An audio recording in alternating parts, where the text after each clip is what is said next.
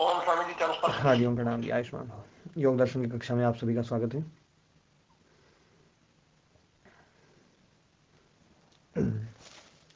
अपना जो सूत्र चल रहा था, दृष्टा दृषि मात्र शुद्धोपि प्रत्यानुपश्य,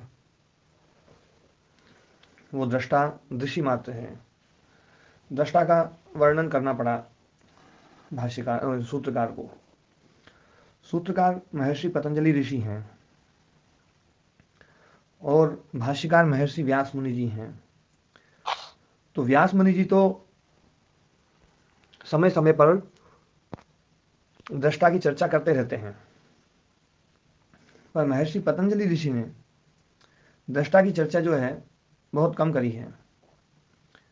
मैं बार बार कहता हूं कि ये जो दर्शन है, ये दर्शन वास्तव में चित्त को लेकर के है, आत्मा को लेकर के नहीं है। जब संयोग की बात आई तो दृष्टा और दृश्य का जो संयोग है उसको है हेतु बताया, दुख का कारण बताया। तो दृष्टा और दृश्य दोनों ही समझाना पड़ेगा। इसलिए यहां पर दृष्टा और दृश्य को दोनों को समझाया गया है। तो दृश्य पहले समझाया, अब दृष्टा को समझाया जा रहा है। पर व्यास मुनि जी दृष्टा के का जो मूल स्वरूप है, जो उस समय प्रचलित रहा दर्शनों के अनुसार और सब चीज़ों के अनुसार, उसके आधार पर दृष्टा के स्वरूप के ऊपर काफ़ी चर्चाएं वो करते रहते हैं। तो यहाँ पर व्यास, क्योंकि उन्होंने खुद ही करी है चर्चा सूत्रकार ने, और कहा है दृष्टा दृष्टि मात्र है। दृष्टा जो है वो दृष्टि मात्र है, ज्ञान मात्र है, केवल ज्ञान स्वरूप। और ये ज्ञान जो है उसका धर्म नहीं है, वो खुद धर्मी ही ज्ञान रूप है। धर्म और धर्मी, क्योंकि आत्म तत्व के कोई धर्म नहीं है। ध्यान देना, आत्म तत्व के ऐसे कोई धर्म नहीं है कि धर्म अलग हो और धर्मी अलग हो। ये धर्म धर्मी का भेद नहीं है। वहां पर वो जो धर्म है वही धर्मी रूप है, ज्ञान ही धर्मी है, वो ज्ञान रूप ही है। ऐसा नहीं है कि ज्ञान उसका धर्म है, वो अलग है, और ज्ञान उसकी अलग चीज है। वो ज्ञानात्मक है। धर्म धर्मी के अभेद को समझा आप लोगों ने? हाँ स्वामी जी। जैसे बिजली और करंट, तो करंट उसका धर्म है या करंट ही बिजली है? एक ही है, एक ही है दोनों। हाँ नरेश जी, नरेश जी जुड़े हुए हैं कि नहीं अभी? नमस्ते गुरु जी। हाँ नमस्ते जी। हाँ, बिजली का धर्म करंट है या करंट ही बिजली है? करंट ही बिजली है करंट ही बिजली है ना? जी। नरेश जी। नरेश जी। हाँ आप बोलो नरेश जी। अच्छा गुरु जी, हाँ कर, बिजली का धर्म, है बिजली का धर्म करंट होना चाहिए। तो करंट अलग करके बिजली, है ना, हो नहीं हो सकती है? सकती हम्म ना, ना। अलग नहीं हो सकती ना, करंट ही बिजली फिर तो, हाँ दोनों ही बात है गुरु जी। है ना।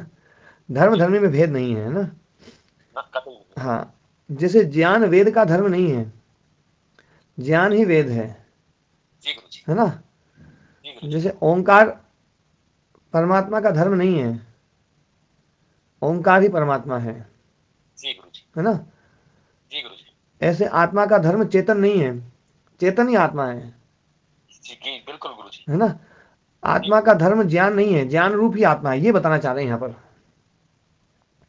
जी गुरु जी। मतलब दृषि मात्र, जहां धर्म धर्मी में थोड़ा सा भेद आता है, तो वहां पर क्या होता है, विकार शुरू होता है।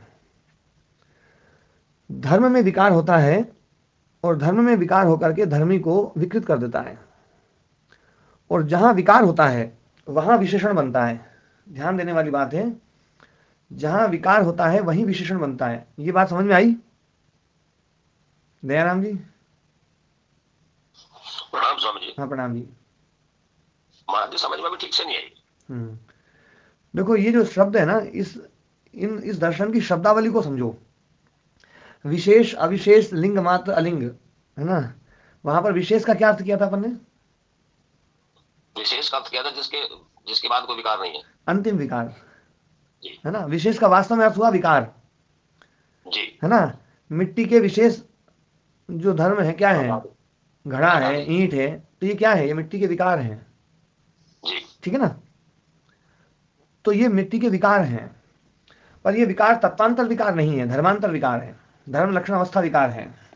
उसको जी परिणाम कहो या विकार कहो, एक ही बात है। परिणामी मतलब जो विकृत होने वाला है, और अपरिणामी मतलब जिसमें विकार संभव ना हो। जिसमें विकार संभव नहीं हो, और विकार संभव नहीं मतलब जिसमें विशेष संभव ना हो, विकार मतलब विशेष, जी ठीक है ना।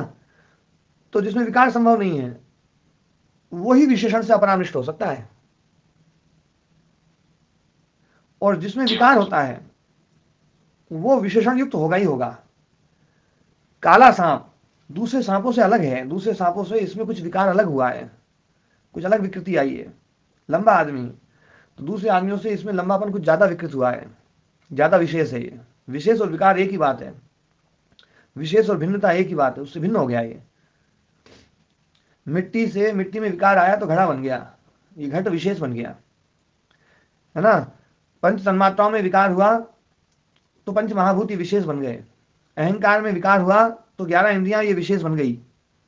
तो विशेष और विकार एक अर्थ वाला है, ध्यान देना। एक नया कॉन्सेप्ट दे रहा हूं इस चीज को, विशेष को अलग अलग प्रकार से समझाने के लिए। जी विशेषण भी महाराज। अलग अलग प्रकार से समझाया जा रहा है। उपाधि में क्या होता है, विकार नहीं होता है। उपाधि में विकार नहीं होता है, क्योंकि उपाधि उसकी वाचक वाचक नहीं होती, उसका अंग नहीं होती है। मानी विशेषण हमारी उपाधि और उपेय मतलब भिन्न भिन्न दो वस्तुएं हैं। हाँ, जी महाराज। लेकिन विशेषण जो है वो उसका भाग बन गया है, और उतने अंश में उसको विकृत किया उसने, ठीक है ना। तो जो जी विशेष है ना वो विकृत है, वो विकार है। और जो व्यक्ति है ना, व्यक्ति व्यक्ति भी वास्तव में जो है वो विशेष है, विकृत रूप है।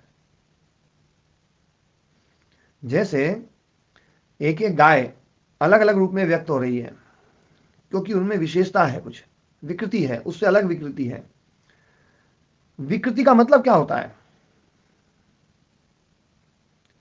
हाँ जी, कोई बताएगा विकृति विकृति। दोनों, विकृति के महाराज जी दोनों अर्थ हो सकते हैं। एक तो धर्म धर्म बदल जाए, या उसमें स्वयं में ही कोई विकार आ जाए। और धर्म बदलना और विकार होना एक जैसा ही लगता है महाराज जी।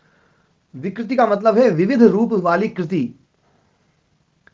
विविध रूप, जी ऐसी कृति जिसमें विविध रूप आया है, अलग अलग रूप आया है, ठीक है ना। ये जो, जी क्योंकि मैंने जब ये बोला कि व्यक्ति विकार है, व्यक्ति में व्यक्ति क्या है, विकृत रूप है। एक एक गाय अलग अलग है, अलग अलग है, अलग अलग है ना, तो विविध रूप है, इसलिए उसको व्यक्ति कहा जाता है। और जाति कहा जाता है जो उसमें गोत्व है, गोत्व जाति है और गाय व्यक्ति है। गाय व्यक्ति है, गोत्व जाति। गोत्व जाति है। तो गोत्व जो जाति है ना वो इसलिए क्योंकि विकृत नहीं है, वो सब में एक जैसी है। फिर महाराज जी विकार किस में आ रहे हैं? और व्यक्ति में विकार है, वो जो व्यक्ति है ना, अलग अलग व्यक्ति से गाय पहले क्या था वो? है। महाराज जी फिर व्यक्ति से पहले वो क्या वस्तु थी? देखो जाति जो है ना, जाति सब में एक जैसी है, जाति सब में एक जैसी है, लेकिन एक एक व्यक्ति में जो है ना अलग अलग भेद है। एक गाय से दूसरी गाय में भेद है, दूसरी से तीसरी में भेद है, तीसरी से चौथी में भेद है, चौथी से पांचवी में भेद है, लेकिन उसमें कुछ ना कुछ समानता है। वो जो समानता है ना वो है जाति, जी है ना। महाराज जी विकार जो आया वो भी तो जाति में ही तो मानना पड़ेगा, नहीं तो कहाँ मानेंगे? जाति में जो विकार है ना, पहले जाति थी फिर वो व्यक्ति हो गई, देखो जो ऐसा है। जाति में विकृति है ना वो उस सिद्धांत को नहीं माना जाता है। उस सिद्धांत को इसलिए नहीं माना जाता है कि जाति को नित्य मानते हैं, है फिर ना? ये विकृति किसमें आ रही? विकृति आकृति किसमें आ रही? गहना जाति, है ना, लिंगा नाम च न सर्वभाग सकृत आख्यात निर्गाह्या गोत्रम च चरण सह, ये एक कारिका है व्याकरण की। तो जी महाराज। है ना, वहां पर जाति शब्द की व्याख्या की गई, उन्होंने मतलब जाति को माना है तो जाति को नित्य मानते हैं। जाति हो नित्य है, जो सामान्य धर्म है वो नित्य है, सामान्य धर्म नित्य है। मूल जाति जो है ना वो है सत्व रजस तमस, वो मूल है वो जी है ना। लेकिन उनकी जो वैयाकरणों की जो जाति है ना, वो उससे भी थोड़ी सी ऊपर मानते हैं, वो उसको नित्य मानते हैं बिल्कुल जाति को। तो वो जाति से प्रकट हुआ भी मानते हैं, जाति से प्रकट हुआ भी मानते हैं, लेकिन जाति को ही नित्य मानते हैं और बाकी सब संसार को वो विवर्त रूप मानते हैं। गुरु जी विवर्त दोनों रूप चीज एक साथ संभव कैसे हैं? है। दोनों संभव कैसे हैं कि नित्य भी है और उसी से कुछ प्रकट भी हो रहा है? देखो, एक होता है विकृति रूप और एक होता है विवर्त रूप। मैंने पहले भी एक बार जी चर्चा करी थी, जी। है ना। विवर्त का थोड़ा सा समझाएं। विवर्त विवर्त को थोड़ा रूप सा। और विकृति रूप। विकृति रूप का मतलब है कि मिट्टी खत्म हो गई और घड़ा नया बन गया। जी और विवर्त रूप है कि मिट्टी तो मिट्टी रहेगी रहेगी, मिट्टी घड़ा बन गई है बस, घड़े के रूप में विवर्त हुई है, मिट्टी में विकार नहीं आया, मिट्टी तो वैसी की वैसी है। अच्छा, मिट्टी से अपन घड़ा रचना बना में। दें, मिट्टी महाराज है, जी, रचना में भेद तो आया ना मिट्टी के में। पहले मिट्टी के। पहले पहले मिट्टी जिस प्रकार से व्यवस्थित थी उसकी व्यवस्था में तो अंतर आ गया। देखो, आप एक मिट्टी लो, आटे की एक पिंडी लो और आटे की पिंडी से एक है ना पतली वो बना दो, या आटे की पिंडी लेकर के जो ना आप थोड़ा सा कटोरी जैसा बना दो, और आटे की पिंडी लेकर के उसी कटोरी को वापस करके एक प्लेट जैसा बना दो। प्लेट बन गया तो क्या आटे का धर्म खत्म हो गया क्या? जी नहीं। आटा तो आटा ही है, वैसा का वैसे ही है। तो महाराज जी जो आकृति में जो भेद आया है हाँ, ये विवर्त रूप वो है। वो भेद कहाँ हुआ? इसको बोलते हैं विवर्त रूप। आटा जी उस रूप जी में विवर्त हुआ जी महाराज। है ना। उस रूप में विवर्त हो गया है, आटा आटा ही है, उस रूप में विवर्त हो गया है। और एक होता है जी विकृति रूप। विकृति रूप का मतलब है धर्मांतर होना, वस्तुअंतर परिणाम, तत्वांतर परिणाम। जैसे दूध से दही बन गया तो दूध जो है ना, अब दूध समाप्त हो गया, दही दही रह गया। और जी जो विवर्तवादी लोग हैं वो ये कहते हैं कि दूध ही दही रूप में परिणत हो गया है तो ये दूध ही, कोई नई वस्तु नहीं आई है। मिट्टी ही घड़ा बन गई है, मिट्टी से अलग कोई नई वस्तु नहीं आ गई है, जी मिट्टी से ईंट बन गई है। तो ये दो रूप हैं, है ना। एक विवर्त रूप है, एक विकृत रूप है। वैयाकरण जो है ना, उस इस संसार को विवर्त रूप मानते हैं कि शब्द ही विवर्त हो रहा है, शब्द ब्रह्म जो है ना वो विवर्त रूप में हो रहा है। एक ही तत्व को मानते हैं वो, शब्द ब्रह्म। शब्द ब्रह्मणि निष्णाता पर ब्रह्मादि गच्छति, है ना।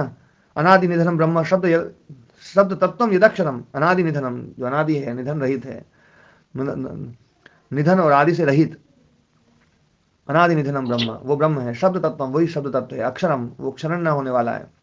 विवर्तते अर्थ भावेन, अर्थ रूप में वो विवर्त हो रहा है संसार रूप में। प्रक्रिया जगत हो जी जाता, जगत की प्रक्रिया उसी से विवर्त रूप में फैल रही है। तो वो वेदांत की तरफ उनकी दृष्टि है जाती है। वैयाकरणों का अपना एक दर्शन है। जी पर बड़े गजब की बात है, वैयाकरणों का जो दर्शन था ना, जी इस दर्शन को समाज में जो है ना ज्यादा स्थान नहीं मिला। नहीं तो ये सप्त दर्शन होते। महाराज जी, महाराज जी जुड़े हैं कि नहीं जुड़े हैं? ओम जी महाराज जी हाँ, सुन रहा ओके हूँ जी। जी जी। वैयाकरणों का जो दर्शन है ना महाराज जी, वो बड़ा अद्भुत दर्शन था। लेकिन उस दर्शन को समाज में जो है ना मान्यता नहीं मिली। वो इसलिए नहीं मिली कि वैयाकरण बड़े तार्किक रहे, बड़े कटाक्ष करने वाले रहे, और बड़े शुष्क रहे, बहुत ही जो है ना, मतलब शुष्क भाषा का प्रयोग करने वाले, सूखी भाषा का प्रयोग जिसको बोलते हैं ना, तो बड़ी सूखी भाषा का प्रयोग करने वाले थे। इसलिए जो है ना उनका दर्शन चला नहीं। जैसे आर्य समाज में भी बहुत अद्भुत वो है, लेकिन जो ना वो आर्य समाज का दर्शन जो है वो ज्यादा रूखा करके परोसते हैं तो वो चलता नहीं जल्दी से। वैयाकरणों का दर्शन भी एक समय ऐसे ही रहा महाराज जी। ये वैयाकरण भी जो है ना उस समय के जो है ना आर्य समाज ही थे। तो इनको जो है ना, तो लोग इनका सहयोग तो लेते थे, लेकिन इनके दर्शन को नहीं पढ़ते थे, क्योंकि व्याकरण के बिना और सब चीज अधूरी रहती थी। तो इनका दर्शन चल नहीं पाया। नहीं तो वास्तव में इनका जो दर्शन रहा वो भी दर्शन अद्भुत रहा। वो मतलब वो भी एक प्रक्रिया थी संसार को समझने के लिए, बहुत अच्छी प्रक्रिया थी।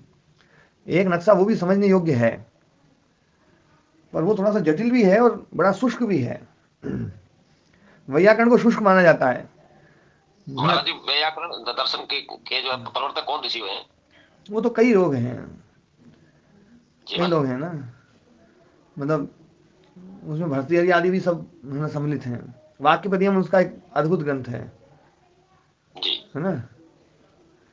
वाक्यपदियम जो है ना, बड़ा अद्भुत ग्रंथ व्याकरण व्याकरण के दर्शन का रहा है। और व्याकरण का जो दर्शन है वो वास्तव में अक्षर को लेकर के चलता है, और उसी अक्षर को लेकर के है ना उपनिषद भी चलती हैं। उपनिषद भी जो है ना अक्षर की बात करता है जी महाराज। है ना। तो है ना जो है वाक्यपदियम अद्भुत ग्रंथ रहा, भरतरी जी ने लिखा है वाक्यपदियम। वो दर्शन भी कभी बीच बीच में मैं चलाता रहता हूँ बातें। वैसे तो वो स्फोट को मानता है, वो ब्रह्म को मानता है, शब्द ब्रह्म को मानता है। ये जो सारी बातें जो चलती है ना, जो है ना 4 प्रकार की वाक है ना। तो ये जो है ना ये वाक्यपदियम का ही वो सब कुछ है। मतलब व्याकरण का जो दर्शन है उसी को लेकर के है ना। तो व्याकरण का जो दर्शन है वो अपने आप में विशेष है। हाँ, वो परा की चर्चा करते हैं है ना, जो परावाक है। पर वो पश्चिमी मध्यमा वैखरी की भी चर्चा करेंगे, और परा के ऊपर वो उनका जो पूरा दर्शन है वो परा के ऊपर है। और पश्चिमी मध्यमा वैखरी के ऊपर इनका जो है ना वो मतलब उनका व्याकरण चलता है।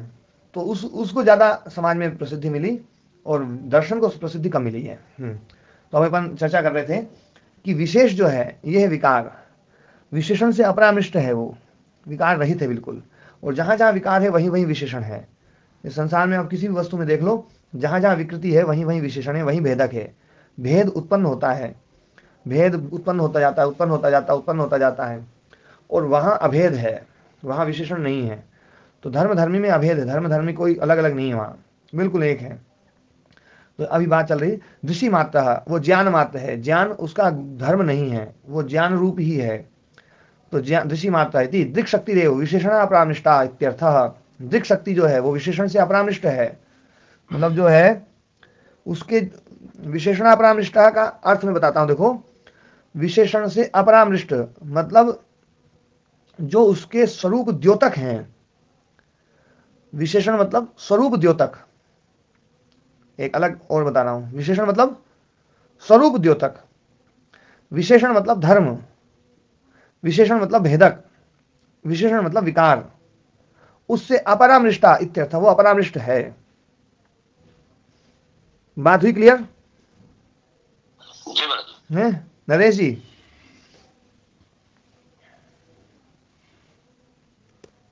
जी गुरु जी। हाँ जी। विशेषण के मैंने कई अर्थ बता दिए। विशेषण है विकार, विशेषण है भेदक, विशेषण है धर्म, विशेषण है स्वरूप द्योतक। गुरु जी समझ में आ गया कि जो अंतिम विकार जो है उसी का विशेषण है। हाँ, विकार, विकार जहां होगा वहां विशेषण रहेगा। आत्म तत्व जो ना विकृत नहीं है, विकार को प्राप्त नहीं होता, इसलिए विशेषण से अपरामृष्ट है वो। जी। थोड़े भी कुछ विकार हो जाते तो फिर अपन थोड़ा बहुत कर देते कि हाँ भैया वो सुखी है, दुखी है ना, इच्छा है उसमें, प्रयत्न भी है, सब है ना, पुरुषार्थी है, तो आलसी है ना। पर वो निष्क्रिय भी उसका विशेषण नहीं है, क्योंकि क्रिया उसका विशेषण ही नहीं है। कुछ भी बोले गलत हो जाता है उसके बारे में। हाँ, अपन जो भी बोलते हैं नेगेटिव बोलते हैं बस। नेगेटिव तो बोल सकते हैं पर उसमें कोई ऐसा धर्म नहीं बता सकते जो उसमें धर्म है, वो है ना। कुछ भी बोलेंगे हम गलत हो जाएंगे। हाँ, इसलिए विशेषण शब्द का एक अर्थ किया है धर्म। अलग अलग व्याख्याकारों ने व्यास मुनि जी के ऊपर अलग अलग टीकाएं हैं, उन टीकाकारों ने विशेषण का अर्थ धर्म भी किया महाराज जी। विशेषण अपरामृष्टा मतलब धर्म रहित, वो मतलब जो है ना उसमें कोई धर्म नहीं, वो धर्मी रूप ही है बस। ज्ञान उसका धर्म नहीं है, वो ज्ञान रूप ही है, धर्मी रूप ही है वो। इस अर्थ में यहां पर धर्म शब्द का प्रयोग किया गया है। तो धर्म से अपरामृष्ट या उसका जो स्वरूप द्योतक है उससे अपरामृष्ट या विकार से अपरामृष्ट, मतलब कोई विशेषण उसमें नहीं लग सकता। ये बात सीधी बात ही हो गई। स पुरुषो बुद्धे प्रतिसंवेदी ही, वह जो पुरुष है वह बुद्धि का प्रतिसंवेदी है। बुद्धि के सारे गुण हम उसमें डालते हैं। प्रतिसंवेदन है उसमें, प्रतिसंवेदना, प्रतिसंवेदना का मतलब है उसका स्वयं का वो है ना जो है ना गुण नहीं है, स्वयं का उसका धर्म नहीं है, बुद्धि के धर्म अध्यारोपित किए जा रहे हैं। तो स पुरुषो बुद्धे प्रति संवेदी, ये जो वाक्यार्थ है, देखो ये जो एक ही लाइन में इस पूरे सूत्र का अर्थ किया है, फिर से इस लाइन को देखो तो समझ में आएगी बात, है ना। दृष्टा दृषि मात्र, दृष्टा दृषि मात्र, दृक् शक्ति, देखो दृक् शक्ति देव, दृक् शक्ति ये दृष्टा शब्द के लिए प्रयोग हुआ है। दृषि मात्र, दृषि मात्र, तो दृषि मात्र का अर्थ क्या है? विशेषणा परामनिष्ठा, है ना। दृषि मात्र इति दृक् शक्ति देव विशेषणा परामनिष्ठा इत्यर्थः। दृषि मात्र का अर्थ कर रहे हैं कि दृक् शक्ति ही विशेषण से अपरामनिष्ठ है। और शुद्धो भी प्रत्यानुपश्य का अर्थ कर रहे हैं, सा पुरुषो बुद्धि प्रतिसंवेदी, वह बुद्धि का प्रतिसंवेदी है। प्रत्यानुपश्य, प्रत्यानुपश्य मतलब प्रतिसंवेदी है। वो प्रतिसंवेदी मतलब जो उसमें जैसा जैसा दिखाई देगा वैसा वैसा इसमें हमें देखते जाएंगे। समर्थ कोई दोष और समर्थ कोई उसका यश मिलता है। जो समर्थ होता है उसी को दोष और उसी को यश मिलता है। हाँ, वेद जी कह रहे हैं, बोले जो समर्थ है ना उसी को दोष मिलता है, और समर्थ कोई है ना जो है ना यश भी मिलता है। तो समर्थ जो है वो तो देखो सदा समर्थ है जैसी है वो, पर बुद्धि जो है ना, सब सामर्थ्य जो है वो बुद्धि में ही है। जो बदलने वाले हैं, बदलने वाले सामर्थ्य, उसके आधार पर ही तो यश और दोष मिलता होगा। मिलता तो उसके जो बदलने वाले सामर्थ्य या एक रस वाला सामर्थ्य, नहीं वो बताओ, मतलब जैसे यश मिल रहा है तो एक रस जो सामर्थ्य है उससे यश मिल रहा है, या एक रस जो सामर्थ्य उससे अपयश मिल रहा है, या बदलने वाले से मिल रहा है? कारण जो बना हुआ है ना उसको यश और अपयश मिल रहा है। देखो बात घुमा रहे हो। वेद जी ने एक बात कही जी, प्रधान जी। महाराज जी। हाँ जी, वेद जी ने एक बात बोली, क्योंकि वेद जी थोड़ी दूर बैठे हैं तो उनकी आवाज शायद आप लोगों तक भी नहीं पहुंच रही हो, इसलिए मैं दोबारा उनकी बात को दोहरा देता हूँ कि जो समर्थ है उसी को दोष मिलता है और समर्थ को यश मिलता है। तो मैंने उनसे एक प्रश्न पूछा है कि वो जो समर्थता है वो कौन सा वाला समर्थ, जो सदा समर्थ है वो वाला सामर्थ्य की बात कर रहे हैं, या बदलने वाला जो सामर्थ्य है उसकी बात कर रहे हैं? अब उनको समझ में आ गई कि यदि तो बदलने वाला सामर्थ्य किसका है फिर? नहीं महाराज जी, ऐसा नहीं है। हाँ, नहीं अभी दयाराम जी, देखो दयाराम जी जो है वेद जी के पक्ष में आए हैं। नहीं महाराज जी, मैं ये कह रहा हूँ कि सामर्थ्य उसका यही है कि वो दूसरों को बदलने में सहयोग करते हुए भी स्वयं नहीं बदलता।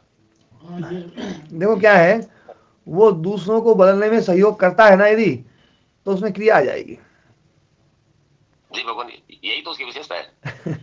नहीं उसमें क्रिया नहीं संभव है, उसमें क्रिया संभव नहीं है। देखो पहली बात तो मैं जो ना पहले वो उस बात को मैं पूरा करता हूँ, उसका होना मात्र क्रिया है नहीं, उसका होना एक बात में ना पहले वो बात ना, यदि जो एक रस सामर्थ्य है यदि उससे यश और अपयश मिलता है तो यश और अपयश भी स्थायी रहेगा। यदि बदलने वाला सामर्थ्य नहीं है और उससे यश मिल रहा है तो यश स्थायी रहेगा, वो यश मिलता ही रहेगा। जो यश आत्मा का है, आत्मा के सामर्थ्य कारण से है, वो यश उसका स्थायी है। वो यश क्या है कि हम मरेंगे नहीं, हम तो अजन्मा हैं, हम अमर हैं, हम जो है ना। साधनों का प्रयोग जैसे जैसे होगा, साधन का दोष या तो आत्मा पर आएगा, और साधन का जो गुण है वो भी आत्मा पर आएगा। नहीं, यदि साधनों का देखो वेद जी ने एक दूसरी बात भी बोली, पहले मैं उस बात को पहले पूरा क्लियर कर दूं कि सामर्थ्य जो है, जो नित्य सामर्थ्य है उसका फल भी नित्य ही रहेगा, और जो अनित्य सामर्थ्य है उसका फल अनित्य रहेगा। अब यश और दोष नित्य है या अनित्य है? ट्रक चालक है, नहीं अभी तो आप उसका उत्तर दो। ट्रक चला रहा है और वो किसी को कुचल देता है, तो कुचला तो ट्रक ने है। हाँ, कुचला ट्रक ने, हाँ, पर दोष ड्राइवर पर आता है। बिल्कुल ड्राइवर पे आएगा, उसको है ना जो है ना, और जानबूझ के कुचला है तो फिर तो फांसी भी होनी चाहिए। ऐसे भी हो सकता है, ड्राइवर पर दोष आएगा, ड्राइवर पे दोष आएगा, क्योंकि कुचला है ट्रक के पहियों ने उसको। पर आप है ना ये उदाहरण उसमें नहीं घटा सकते, वो इसलिए नहीं घटा सकते हैं क्योंकि वहां पर आत्मा निष्क्रिय है। यहाँ पर ड्राइवर वाला जो उदाहरण दे रहे हैं ना, उसमें ड्राइवर में भी कुछ क्रिया है या नहीं है? तो ऐसी क्रिया उसमें भी माननी पड़ेगी। फिर उसका नहीं क्रिया, ऐसा उदाहरण दो आप, उसका होना, आप उसका ऐसा उदाहरण दो कि ड्राइवर बैठा हुआ है बाहर, बिल्कुल क्रिया नहीं कर रहा है, एकदम से आंधी आई और आंधी आकर के ट्रक को उठाया उसमें, और ट्रक को उठा करके और 1 किलोमीटर दूर जाकर के किसी घर पे फेंका। अब उसमें ड्राइवर तो उसमें है नहीं। अब उस वो जो ट्रक के कारण से वो घर टूटा है, उसमें ड्राइवर को सजा मिलनी चाहिए नहीं मिलनी चाहिए जी? वो ड्राइवर ऐसे है जैसे आप कह रहे हो कि आत्मा के होने मात्र से बिल्कुल नहीं मिलनी चाहिए, क्योंकि ड्राइवर ने क्रिया नहीं करी है। आत्मा के होने से चित्त कार्य करता है, तो वो ये कौन सी क्रिया से कर रहा है? आत्मा में कोई क्रिया नहीं है, तो होने से चित्त काम क्यों करता है? ये तो चित्त की विशेषता है।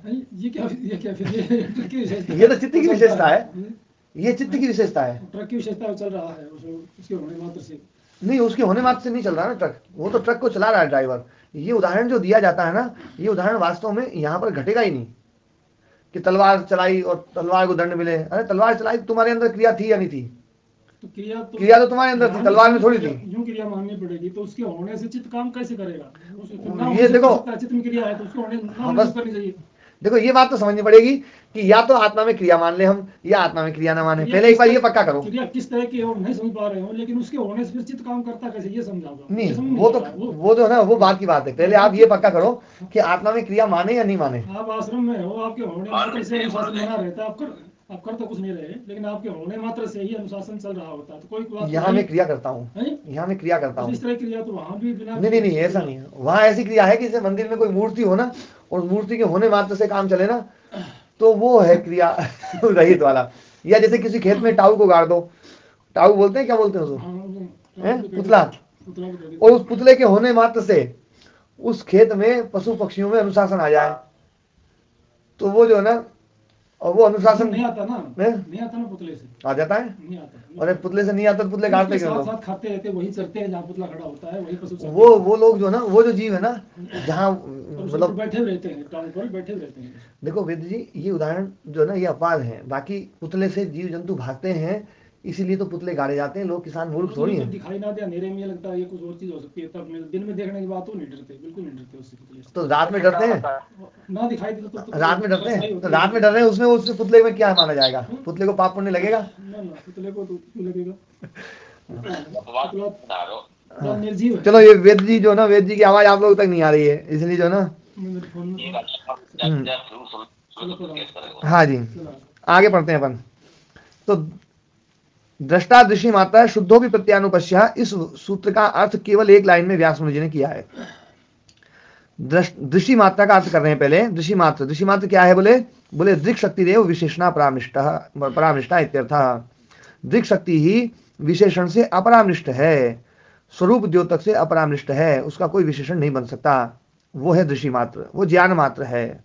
धर्म नहीं बनेगा उसमें, धर्म ही धर्मी रूप में है, धर्म और धर्मी में भेद नहीं है। पर शुद्धो भी प्रत्यानुपश्य, तो शुद्धो भी प्रत्यानुपश्य कह रहे हैं कि सा पुरुषो बुद्धि प्रतिसंवेदी, वह पुरुष बुद्धि का प्रतिसंवेदी है। बुद्धि का जो धर्म है वो धर्म पुरुष में डाला जा रहा है। पहले बता दिया कि उसमें धर्म नहीं है, उसका वो विशेषण से अपरामृष्ट है। अब बता रहे हैं कि बुद्धि का विशेषण पुरुष में प्रतिसंवेदन होता है, प्रतिसंवेदित होता है, और उसके आधार पर वो विशेषण से परामृष्ट हो जाती है। एक अवस्था है, एक सूत्र का एक भाग है दृष्टा दृष्टि मात्रा, ये भाग है कि विशेषण से अपरामृष्ट, और शुद्धो भी प्रत्यानुपश्य ये है कि वो विशेषण से परामृष्ट हो जाता है।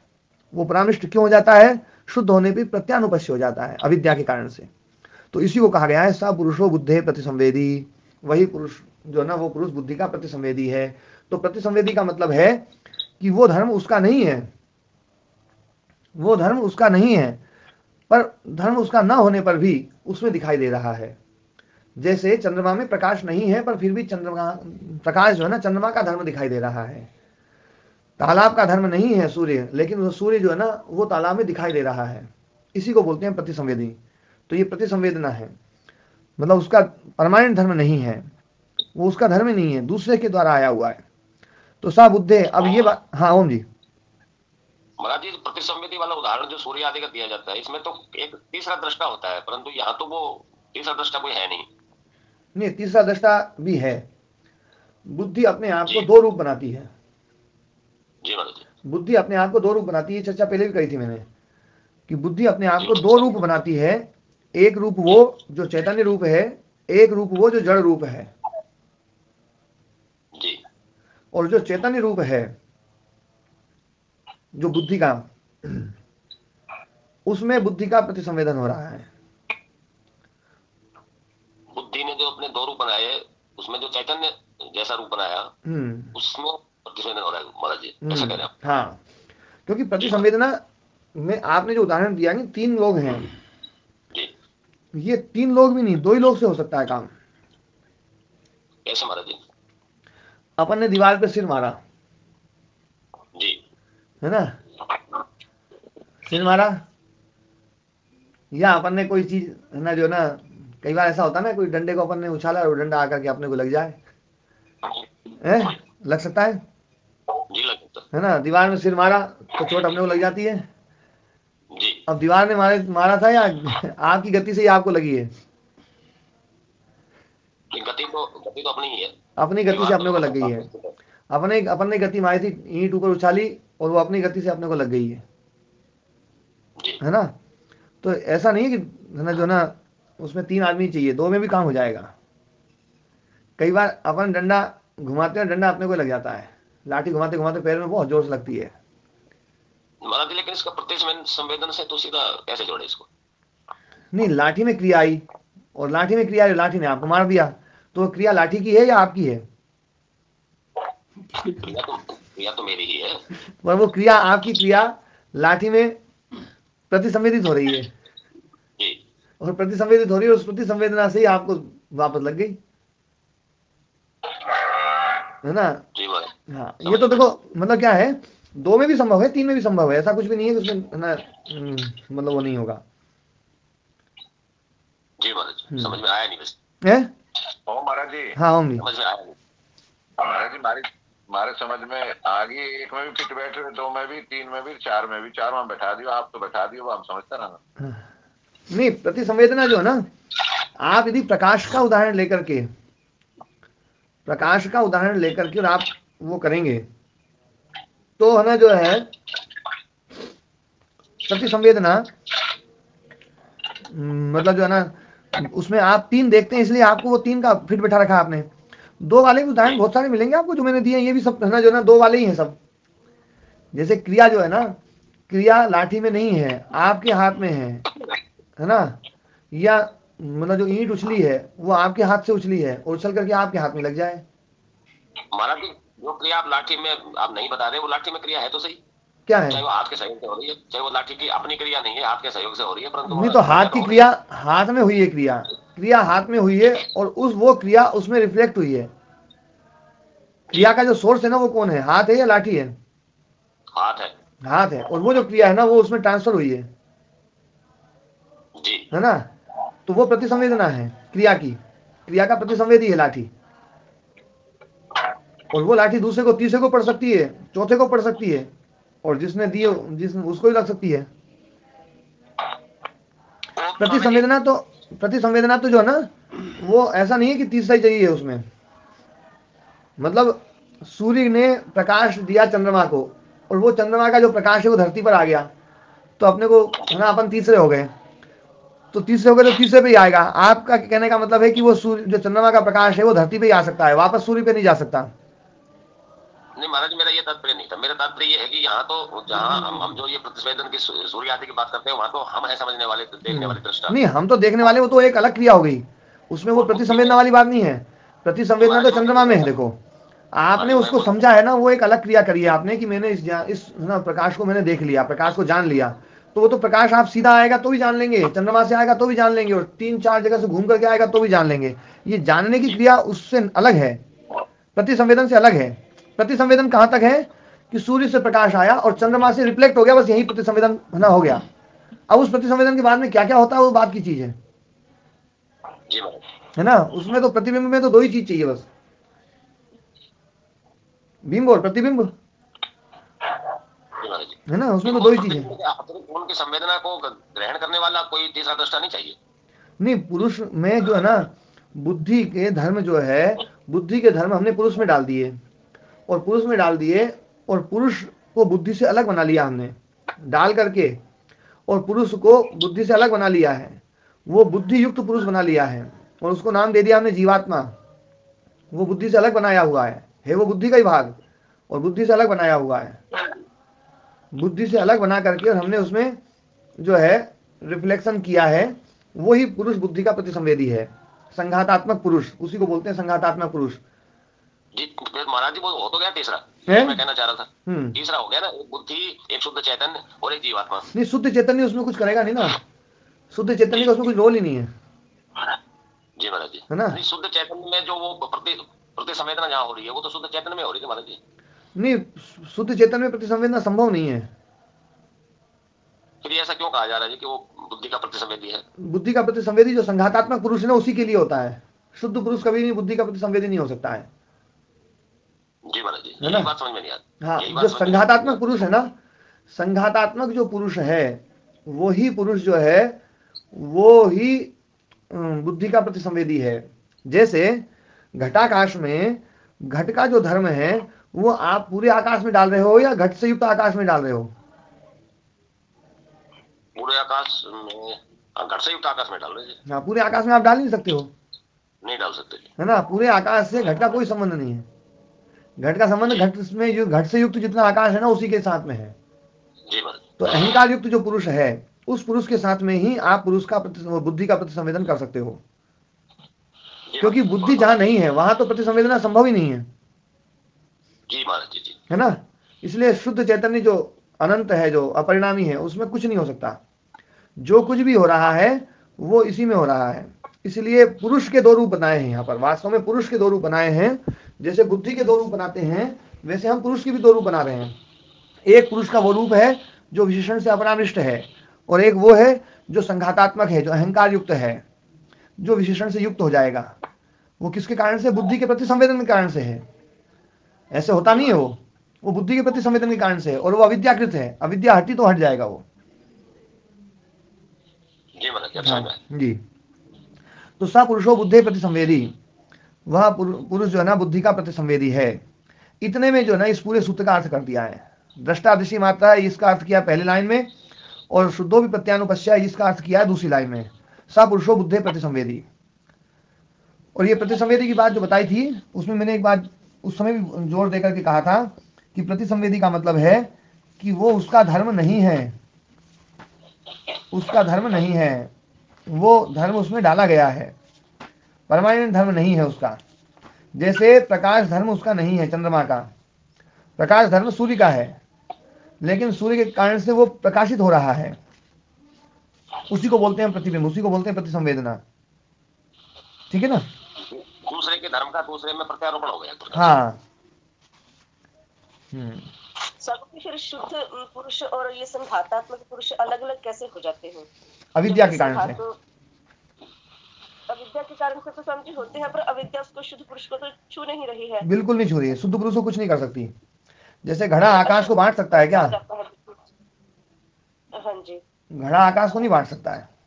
हाँ, नहीं बांट सकता जी। लेकिन फिर भी घट की उपाधि से हमने आकाश को बांट तो दिया ही है जी, है ना?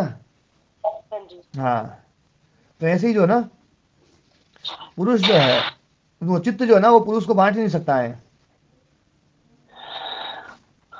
लेकिन गुरुजी आत्मा जैसे ज्ञान स्वरूप है। हाँ, ज्ञान स्वरूप है। तो ज्ञान तो कई प्रकार का होता है ना, जैसे गलत ज्ञान है, अच्छा ज्ञान, भक्ति का ज्ञान। हाँ, आत्मा यहाँ कौन पर सा ज्ञान? यहाँ पर जो है ना जो ज्ञानात्मक जो है वो है जो नित्य ज्ञान है ना उसी को यहाँ पर ज्ञान शब्द से कहा गया है। जो जन्य ज्ञान है ना वो तो बुद्धि का धर्म है, वो गलत और सही हो सकता है। बाकी ज्ञान बुद्धि करती है। हाँ। जन्य ज्ञान है, जो भक्ति ज्ञान है वो आत्मा करती है। नहीं नहीं, भक्ति ज्ञान भी बुद्धि का धर्म है, क्योंकि भक्ति ज्ञान भी उत्पन्न होने वाला धर्म है। जी। जो उत्पन्न नहीं होता है, जो एक रस रहता है, जो नित्य ज्ञान है ना वही आत्मा का स्वरूप है। जी गुरु, धन्यवाद जी। गुरुदेव एक बार आपने कहा था कि मन चित्त बुद्धि ये एक ही चीज है तीनों। हाँ, बुद्धि मन और चित्त जो है ना अच्छा। बुद्धि के ही एक मतलब ना जो ना यूं समझ लो कि बुद्धि का ही विस्तार है, चित्त का ही विस्तार है। चित्त का विस्तार है। हाँ तो फिर तो ये बुद्धि सब कुछ कर रही है, फिर आत्मा का इसमें तो कोई खास रोल रहा ही नहीं। हाँ, बिल्कुल तो सही। छाया मात्र होगी आत्मा का तो। हाँ, आत्मा केवल जो है ना, हाँ, आत्मा की उपस्थिति मात्र है। जी। ध्यान देना, बुद्धि का जो प्रतिसंवेदी आत्म तत्व है, तो इसका मतलब है वो जो धर्म है वो उसके परमानेंट धर्म नहीं है, जी। अध्यारोपित धर्म है। और जो अध्यारोपित धर्म है आत्म तत्व में, वो हटाना ही बस साधना है। जी गुरुदेव, धन्यवाद। सबुद्धि तो कर रहे हैं आप हमें इतने चुने से यही तो दूर से पकड़ पकड़ के ला रहे हैं, इधर तक पहुंचा रहे हैं, तो वो ही नहीं पहुंच रहे हैं। हाँ, नहीं पहुंचेंगे, कोई बात नहीं। काफी तो पहुंच गए हैं, काफी कुछ चीजें समझ में भी आई है, चीजें क्लियर भी हुई है। और जिसकी क्लियर नहीं हुई है उसको भी ये तो समझ में आ रही है कि उस बात में दम है। दम नहीं होता ना, पूर्व दम है? पूर्व दम में ही है, और महाराज जी है नहीं, कोई नक्शा बना ही ना है, ऊपर तू बना के देख लिया। हाँ, क्योंकि दम नहीं होता ना तो कोई टिकता ही नहीं ना, वो तो दम है तभी तो बात टिक रही है कि हाँ यार। मैं तो महाराज जी भाग चुके होता हूँ, अब तक भाग जाता मैं तो। हाँ, तो जो है पुरुष तो निष्क्रिय है, बिल्कुल इसको मान लो, क्रिया नहीं है, पुरुष में क्रिया नहीं है। ये बात बिल्कुल हमें स्पष्ट माननी पड़ेगी। जैसे हमने अभी तक क्या है, हमारा जो ये आग्रह है ये खत्म नहीं हो रहा है कि क्रिया जो है ना वो चैतन्य में होती है। क्रिया चैतन्य का धर्म नहीं है, वो धर्म से तो रहित है, विशेषणापरानिष्ठ है। जो क्रिया है ना ये तो रज का धर्म है, रजोगुण का धर्म है, रजस का धर्म है क्रिया। तो रजस का धर्म है, इसका मतलब ये जड़ का धर्म है क्रिया। क्रिया जड़ का धर्म है। और मैंने पहले भी कहा था, एक बात कही थी कि जैसे बहना, ये हमें बिल्कुल साफ साफ समझ में आता है कि बहना जो है ना पानी का धर्म है, इसलिए बहने वाली क्रिया हम है ना जो है ना कि आत्मा बहती है ये नहीं लगा सकते हैं। जैसे जलना ये अग्नि का धर्म है, तो आत्मा जलती है ये हम नहीं लगा सकते। तो ऐसे ही क्रिया जो है ना ये आत्मा का धर्म नहीं है, ये जड़ का धर्म है। तो जब भी क्रिया हो एकदम तत्काल आ जाना चाहिए, भैया जहां क्रिया है वहां जड़ता है, जहां क्रिया है वहां जड़ता है, जड़ में ही क्रिया है, जहां त्रिगुणात्मकता है वहीं वहां ही जड़ता है।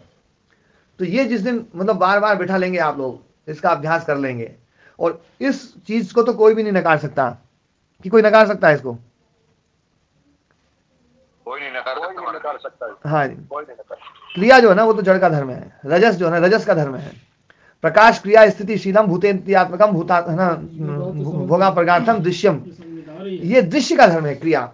जड़ का गुण है। प्रकाश क्रिया स्थिति ये दृश्य का धर्म है, आत्मा का नहीं है। आत्मा का कहीं पर भी धर्म नहीं बताया कि आत्मा में क्रिया है। कम्युनिस्ट कहते हैं प्रकृति सबको सभी वो बात माननी है, प्रकृति ही सब कुछ है, ना ईश्वर है ना आत्मा। ना ना ना, ये बात थोड़ी सी ना, इस पर कभी चर्चा और करूंगा मैं, क्योंकि अभी आपकी आवाज आनी रही लोगों को तो मजा नहीं आएगा, दूसरे लोगों को रस नहीं मिलेगा। हाँ, अब आगे तो इस सूत्र में दो बातें बताई है। एक बताया दृष्टा को दृश्य मात्र विशेषण से अपरामृष्ट, एक बताया विशेषण से युक्त प्रत्यानुपश्य बुद्धि का प्रतिसंवेदी। तो फिर बता रहे हैं, तो उसी बात को अब व्यास मुनि जी अलग ढंग से स्थापित कर रहे हैं। देखो क्या गजब का तरीका लिया है व्यास मुनि जी ने। स बुद्धेर न स्वरूपो न अत्यंत विरूपा इति, इसलिए वह जो पुरुष है वो पुरुष न तो बुद्धि का स्वरूप है और न अत्यंत विरूप है। स्वरूप क्यों नहीं है? क्योंकि विशेषण अपरामृष्ट है, विशेषणापरामृष्ट होने के कारण से स्वरूप नहीं है। और विरूप क्यों नहीं है? क्योंकि प्रत्यानुपश्य है, इसलिए विरूप नहीं है। क्योंकि दो बात बोली है, इसलिए दोनों ही बात यहां पर घटेगी। स्वरूप भी नहीं है और विरूप भी नहीं है। देखो स्वरूप है और विरूप है ऐसा नहीं कह रहे हैं, देखो नकारात्मक रूप में बोल रहे हैं, मतलब तरीका भी अच्छा लिया है कि वो बुद्धि का स्वरूप भी नहीं है और बुद्धि से विरूप भी नहीं है। तो पहले स्वरूप की बात कर रहे हैं। इसी बात को महाराज जी यूं भी कहा जा सकता था कि स्वरूप भी है और विरूप भी है, पर ये नहीं कहा उन्होंने, ये नहीं कहा उन्होंने। हाँ, क्योंकि स्वरूप है और विरूप है ये कहते ही मामला गड़बड़ हो जाता।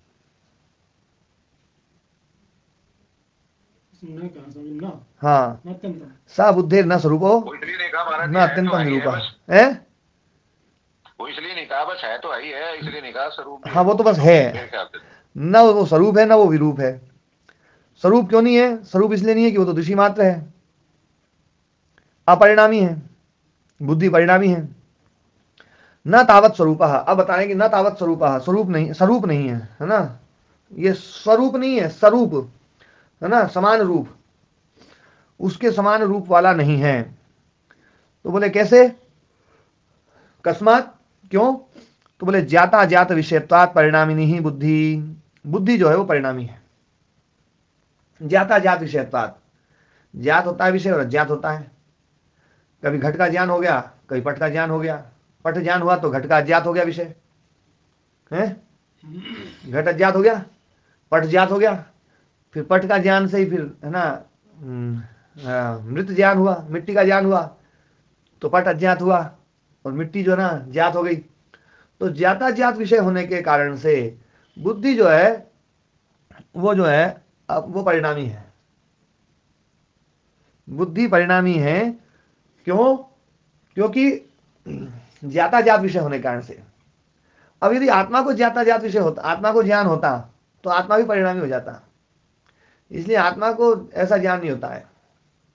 आत्मा का जो ज्ञान है वो तो नित्य है, सदा ज्ञात विषयत्वात्, है ना। तो ये बुद्धि के बारे में बताया कि ज्ञाता ज्ञात विषयत्वात् परिणामी नहीं बुद्धि। तस्याश्च विषयो गवादि घटादिर्वा, गवादि और घटादि, गो का ज्ञान हो रहा है, फिर घट का ज्ञान हो रहा है, बुद्धि में ही हो रहा है सब कुछ। गो शब्द बोलते ही गाय का ज्ञान आ गया होगा आप लोगों में, घट बोलते ही घट का ज्ञान आया। घट का ज्ञान आती पहले गाय वाला ज्ञान गया, फिर घट का ज्ञान आया, फिर आपने गाय को स्मरण किया तो गाय का ज्ञान आ गया।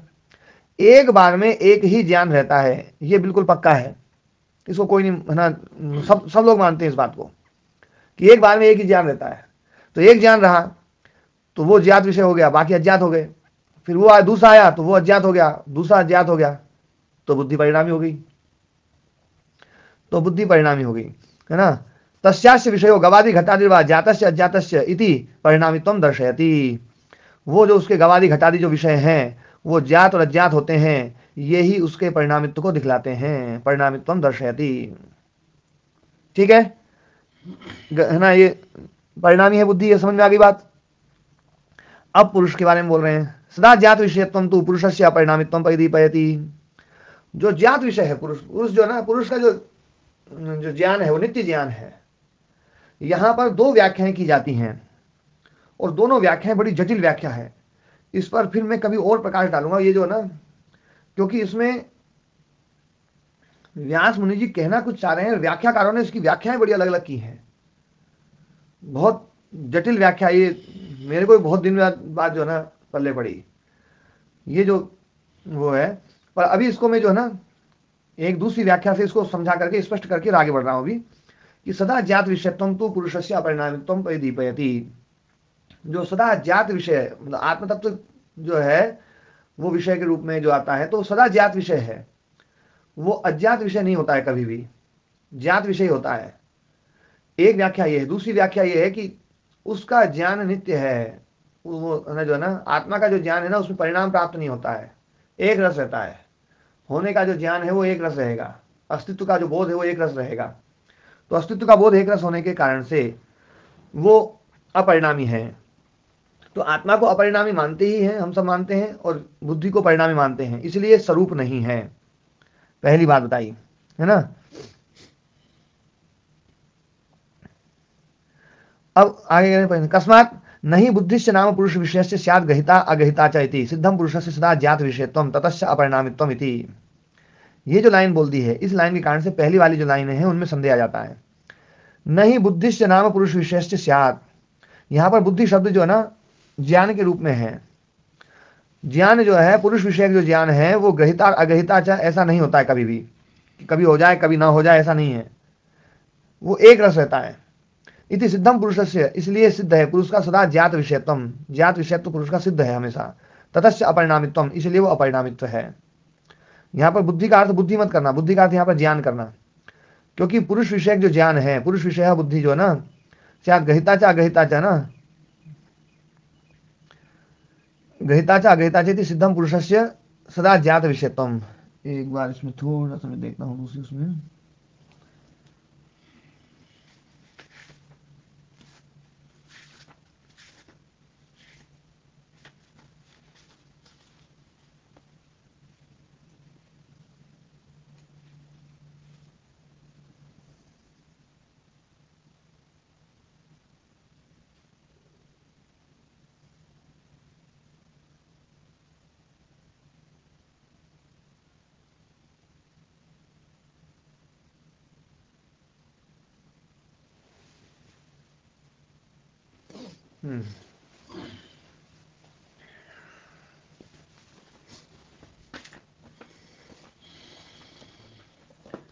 पेन किधर गया?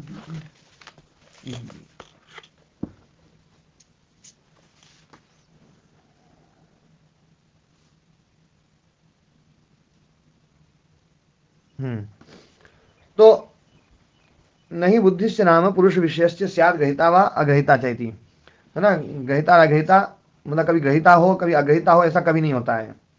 वो एक रस रहता है। इति सिद्धम पुरुष से सदा ज्ञात विषयत्वम, इसलिए पुरुष का सदा ज्ञात विषयत्व न सिद्ध है। ततश्च अपरिणामित्वम, और इसलिए वो अपरिणामित्व है, तो अपरिणामित्व भी उसका सिद्ध है। सदा ज्ञात विषय है और सदा है ना, इसलिए अपरिणामी है वो। और बुद्धि जो है वो ज्ञात और अज्ञात दोनों विषय वाली है, इसलिए वो अपरिणामी है, वो परिणामी है। तो ये एक, हाँ ओम जी। महाराज जी यहाँ जो जो पुरुष को सदा जात विषय कहा जा रहा है, इसका तात्पर्य यही तो होगा शायद कि वो बुद्धि को सदा जानता रहता है। बुद्धि में कोई बोध है या नहीं है, नहीं है तो भी जान रहा है और है तो भी जान रहा है। हाँ देखो क्या है, मैं जिस चीज को छेड़ना चाह रहा था ना, जिस चीज को छोड़ना चाह रहा था, उस चीज को मुझे ये ध्यान था कि है ना दयाराम जी छुड़वा सकते हैं मुझसे। तो वो है ना जो है ना, मैं थोड़ा सा इसमें बताता हूँ। यहाँ पर पुरुष विषय जो है ना, ये पुरुष का विषय बुद्धि बन रही है, ये अर्थ नहीं लिया जा रहा है कुछ व्याख्याकारों के द्वारा। कुछ व्याख्याकार तो जो आप बोल रहे हैं ना वही ले रहे हैं, पर कुछ व्याख्याकार यहाँ पर बुद्धि जो है ना पुरुष को जानती है तो सदा जानती है। बुद्धि पुरुष को जानती है, सदा जानती है ना, यानी जो हमारा अहम बोध है वो सदा होता रहता है। मैं हूँ, हाँ जो मैं हूँ ना, ये कौन जान रही है? बुद्धि जान रही है ना जी। और इसमें विषय कौन बन रहा है? पुरुष बन रहा है। और वो जो पुरुष जो विषय बन रहा है वो कभी अज्ञात होता है? नहीं होता जी। हाँ, इसलिए पुरुष ना अपरिणामी है, इस रूप में व्याख्या कर रहे हैं। पुरुष को यहाँ विषय के रूप में कहा जा रहा है। हाँ, पुरुष के विषय के रूप में, पुरुष को विषय के रूप में कहा जा रहा है जी महाराज। पुरुष विषय है, वो ग्रहिता अग्रहिता कभी नहीं होता, हमेशा ग्रहिता ही होता है। और गवादी घटादी जो है ना क्या होते हैं, वो कभी विषय ना ज्ञात होते हैं, कभी अज्ञात हो जाते हैं। इनमें तो महाराज फिर दोनों के अंदर बुद्धि ही हुआ, बुद्धि ही हुई, मतलब जाता जो है। हाँ, जाता जो है ना बुद्धि हुई है दोनों में, लेकिन विषय ज्ञान में भी और अनित्य ज्ञान में भी। हाँ, ये व्याख्या अधिकतर व्याख्याकारों ने करी है, ठीक है ना। हाँ गुरुजी। हाँ जी, एक प्रश्न पूछ लूं कि हाँ, बुद्धि तो असल में अब तक की उठी वृत्तियों का एक पूंजी है।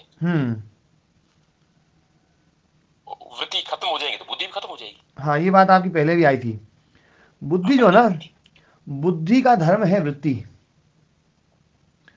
और बुद्धि का धर्म है निरोध, ये भी बुद्धि का धर्म है। और एकाग्र अवस्था, ये भी बुद्धि का धर्म है।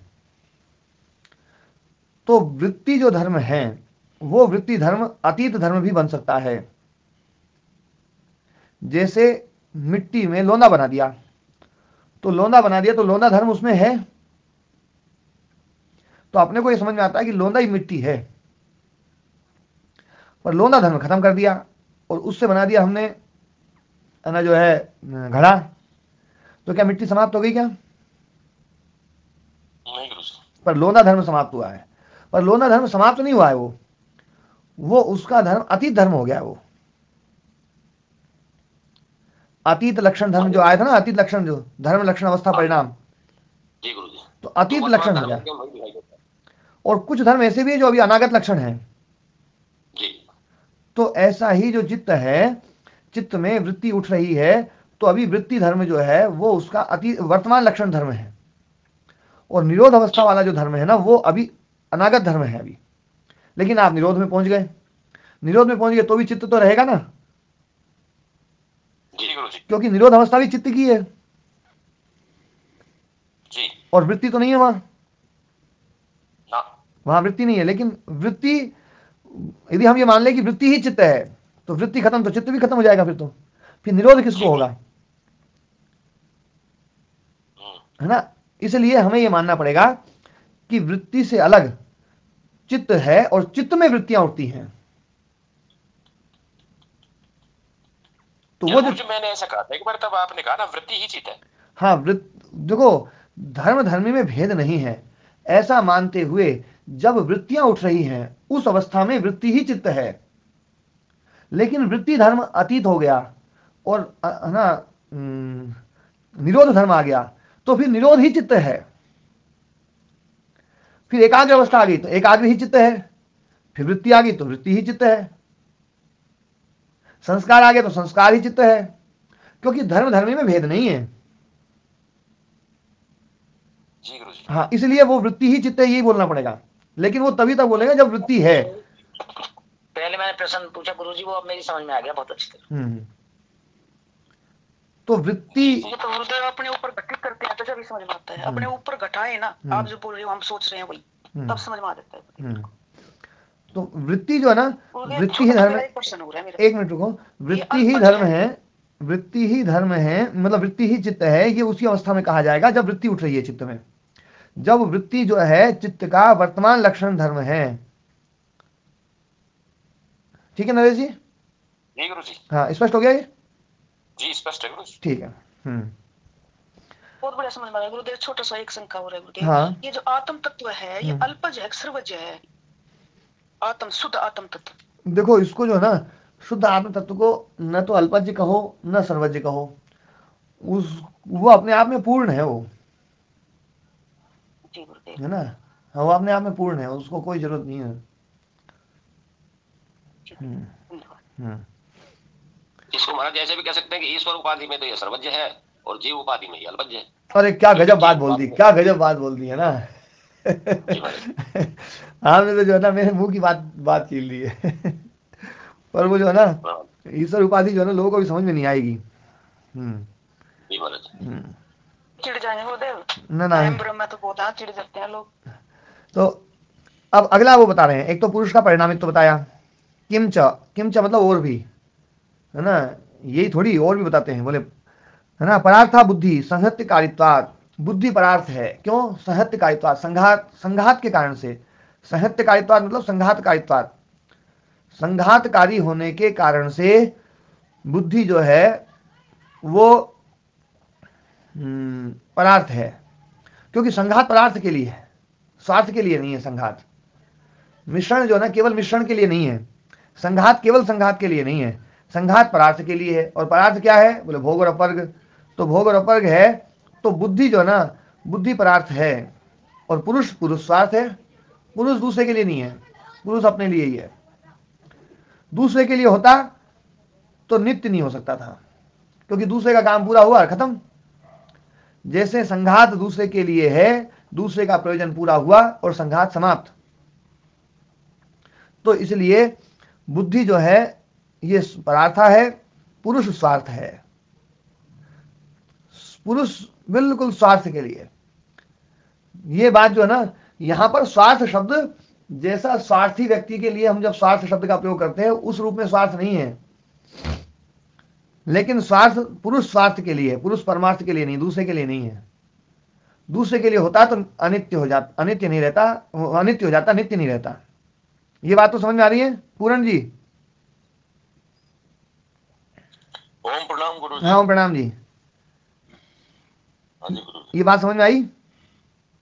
हाँ आ रही है गुरु। हाँ, जो चीज परार्थ के लिए होगी, दूसरे के लिए होगी, वो समाप्त हो जाएगी। यदि चित्त भोग और अपवर्ग के लिए तो भोग अपवर्ग दे दिया तो चित्त समाप्त। जो चीज जिस चीज के लिए बनी है वो चीज यदि पूरी हो गई तो वो चीज समाप्त हो जाएगी, फिर उसका अस्तित्व जरूरत नहीं है। इसलिए पुरुष को परार्थ नहीं माना गया है, क्योंकि पुरुष नित्य है। और प्रकृति या जो संघात है, बुद्धि जो है संघत्तकारित्वात्, बुद्धि संघत्तकार होने के कारण से, संघात होने के कारण से जो है परार्थ है, और परार्थ होने के कारण से बुद्धि अनित्य है। जैसे ही परार्थ पूरा हुआ बुद्धि समाप्त। तथा इसी प्रकार से तीसरी बात और बता रहे हैं, सर्वार्थाध्यावसायकत्वात् त्रिगुणा बुद्धि त्रिगुणत्वात् अचेतना इति। सर्वार्थ अध्यवसायकत्वात्, सर्वार्थ का निश्चय करने के कारण से, सारे अर्थ सारे प्रयोजन पूरे करने के कारण से, निश्चयकारित्वात् त्रिगुणा बुद्धि, बुद्धि त्रिगुणात्मक है। त्रिगुणत्वात् अचेतना इति, और त्रिगुण होने के कारण से अचेतन है, जड़ है। क्योंकि जहां प्रकाश होगा, जहां क्रिया होगी और जहां स्थिति होगी वहां जड़ता रहेगी। हमने अब तक धारणा में यह बिठा रखा है कि जहां क्रिया होगी वहां तो चेतनता है, चेतनता चाहिए। पर चेतनता जो है ना, ये यहां पर बिल्कुल साफ साफ कह रहे हैं कि जहां त्रिगुणता है वहां अचेतना है, वहां जड़ है ना। सर्वार्थ अध्यवसाय का क्या अर्थ किया जी? जो सर्वार्थ, हाँ, सर्वार्थ मतलब सब अर्थ, सारे अर्थ सारे प्रयोजन पूरे करने के लिए, जो सारे काम जो भी हैं, भोग और अपवर्ग आदि सब जो है ना।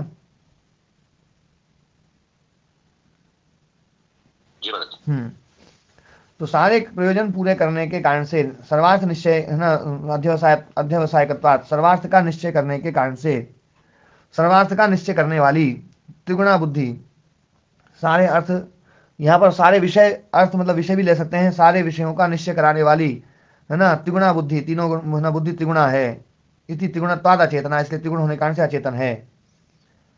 और गुणा नाम तो उपद्रष्टा पुरुषा इति, और गुणों का उपद्रष्टा है पुरुष। उपद्रष्टा मतलब प्रतिसंवेदी। उपद्रष्टा का क्या अर्थ? प्रतिसंवेदी महाराज जी। हाँ, प्रतिसंवेदी भी सही अर्थ है, पर और खोल के बताओ, क्योंकि ये तो वो वाली बात हो गई कि किसी ने पूछा, बोले मघवा का मतलब क्या है, तो बोले मघवा का मतलब है बिडोजा।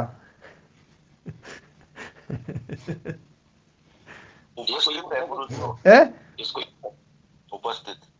हाँ, उपद्रष्टा, उपद्रष्टा उपस्थित अर्थ भी जो किया ना, वो भी थोड़ा सा अच्छा अर्थ किया है, और थोड़ा सा खोलो इसको।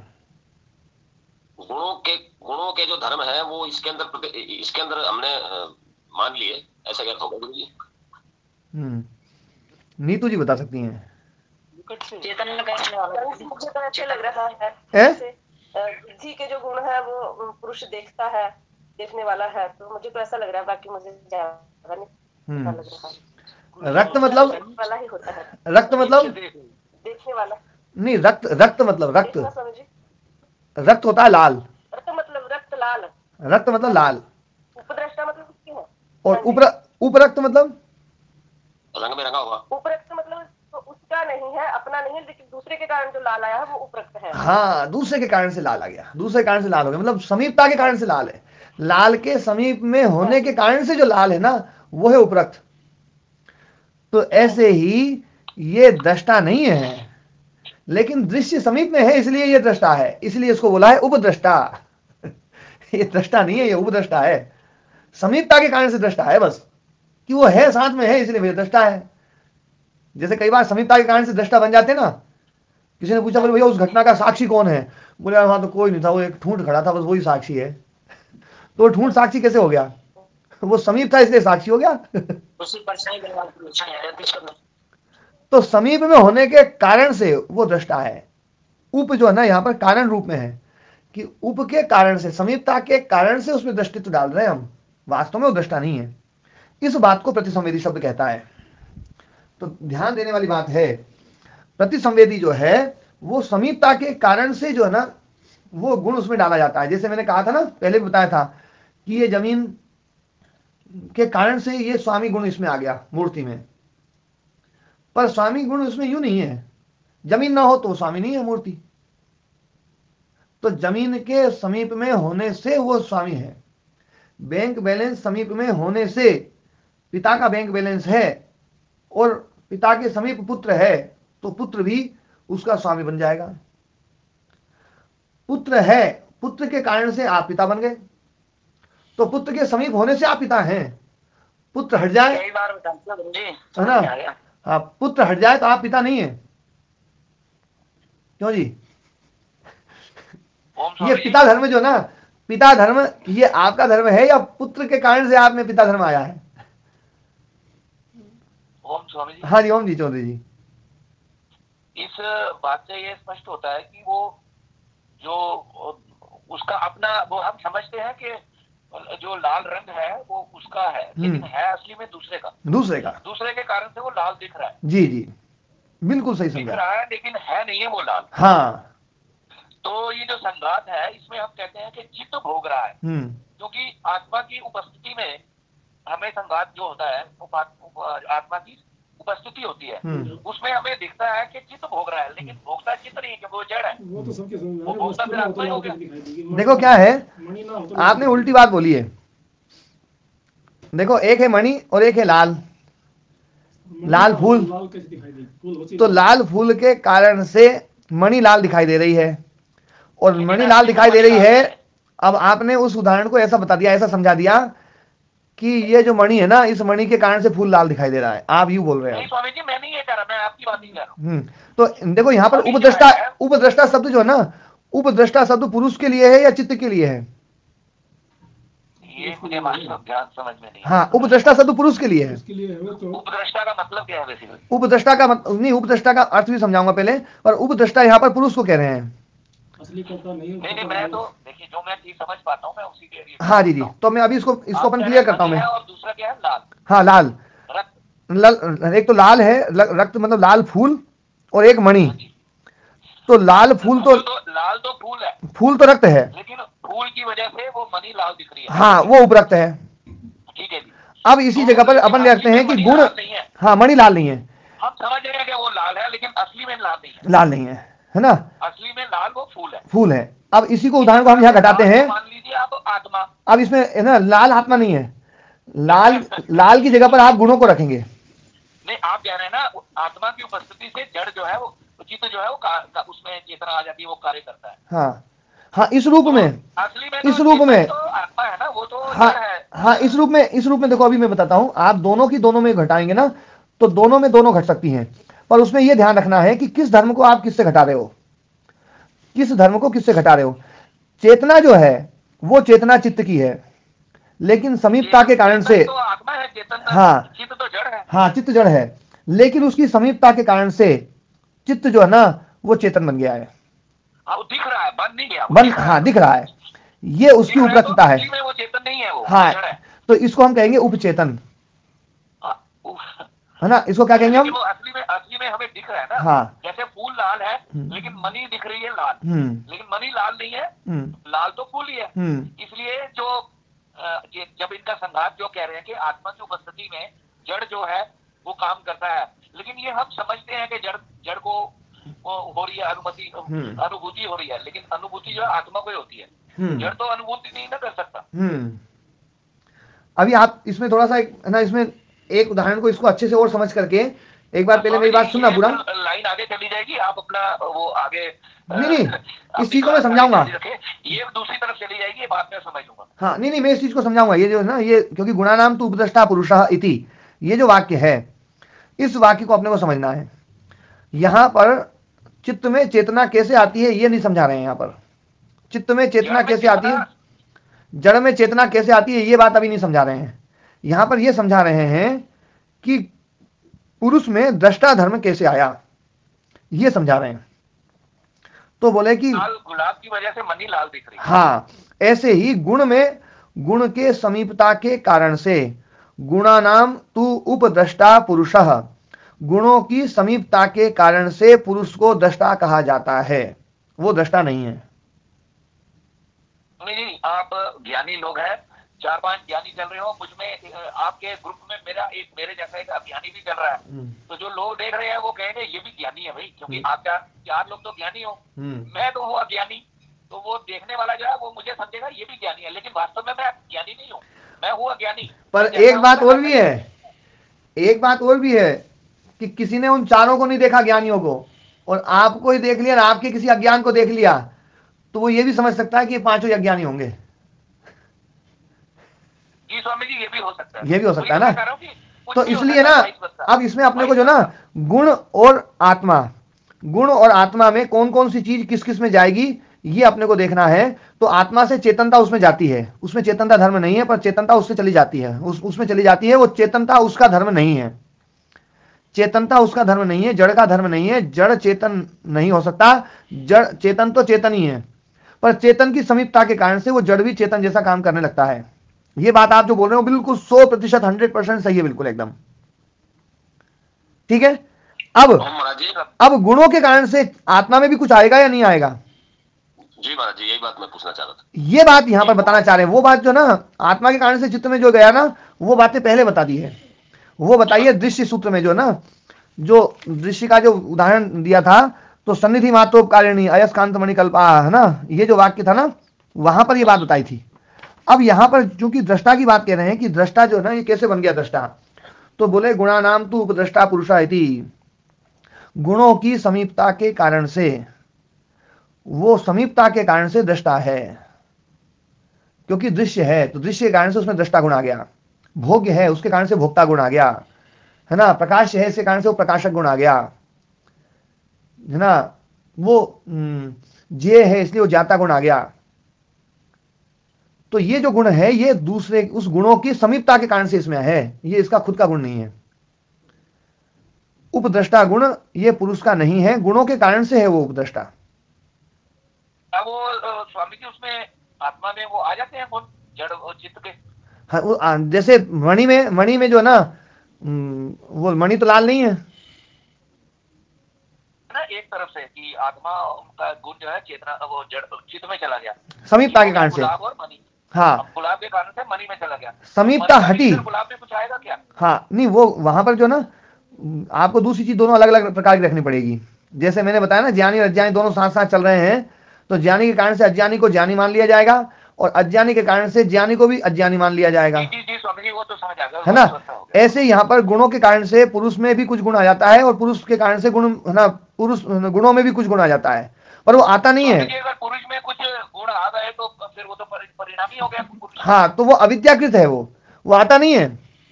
जैसे मणि में लाल दिखाई दे रही है, पर क्या मणि लाल हो गई क्या? ना, बिल्कुल नहीं। मणि लाल है। जैसे अज्ञानी के कारण से ज्ञानी जो है ना वो अज्ञानी दिखाई दे रहा है, दिख रहा है ना, बस वो दिखता है पर होता नहीं है। होता नहीं है, बस यही बात कहना चाह रहे हैं यहाँ पर कि वो है नहीं। दुख आत्मा जो है ना नहीं रहेगा, जड़ ही रहेगा, वो दिखने में समय।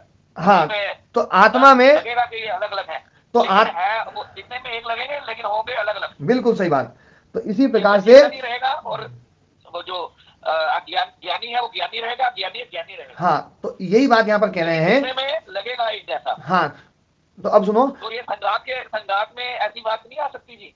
संघात के कारण से ही है, संघात ही है ना, संघात के कारण से ही तो ये सब चीज है। संघात मतलब जो समीपता के कारण से ये सब चीज हो रही है कि गुणों की समीपता के कारण से चित्त जो आत्म तत्व है, जो दृष्टा नहीं है, वो दृष्टा बन गया, दृष्टा न होते हुए भी दृष्टा बन गया।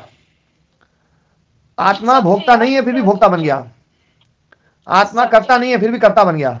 हाँ जी। जैसे दयाराम जी ने पहले पूछा था कि फिर देखने वाला कौन है। हाँ। दोनों को, तो जैसे हम चित्त में घटाते हैं कि आत्मा के गुणों को चित्त में हम डाल देते हैं संघात के कारण, तो वहां तो बुद्धि सोच रही है, चित्त समझ रहा है, लेकिन आत्मा को कौन समझ रहा है? आत्मा को उपरक्त होते हुए, उपद्रष्टा होते हुए कौन देख रहा है?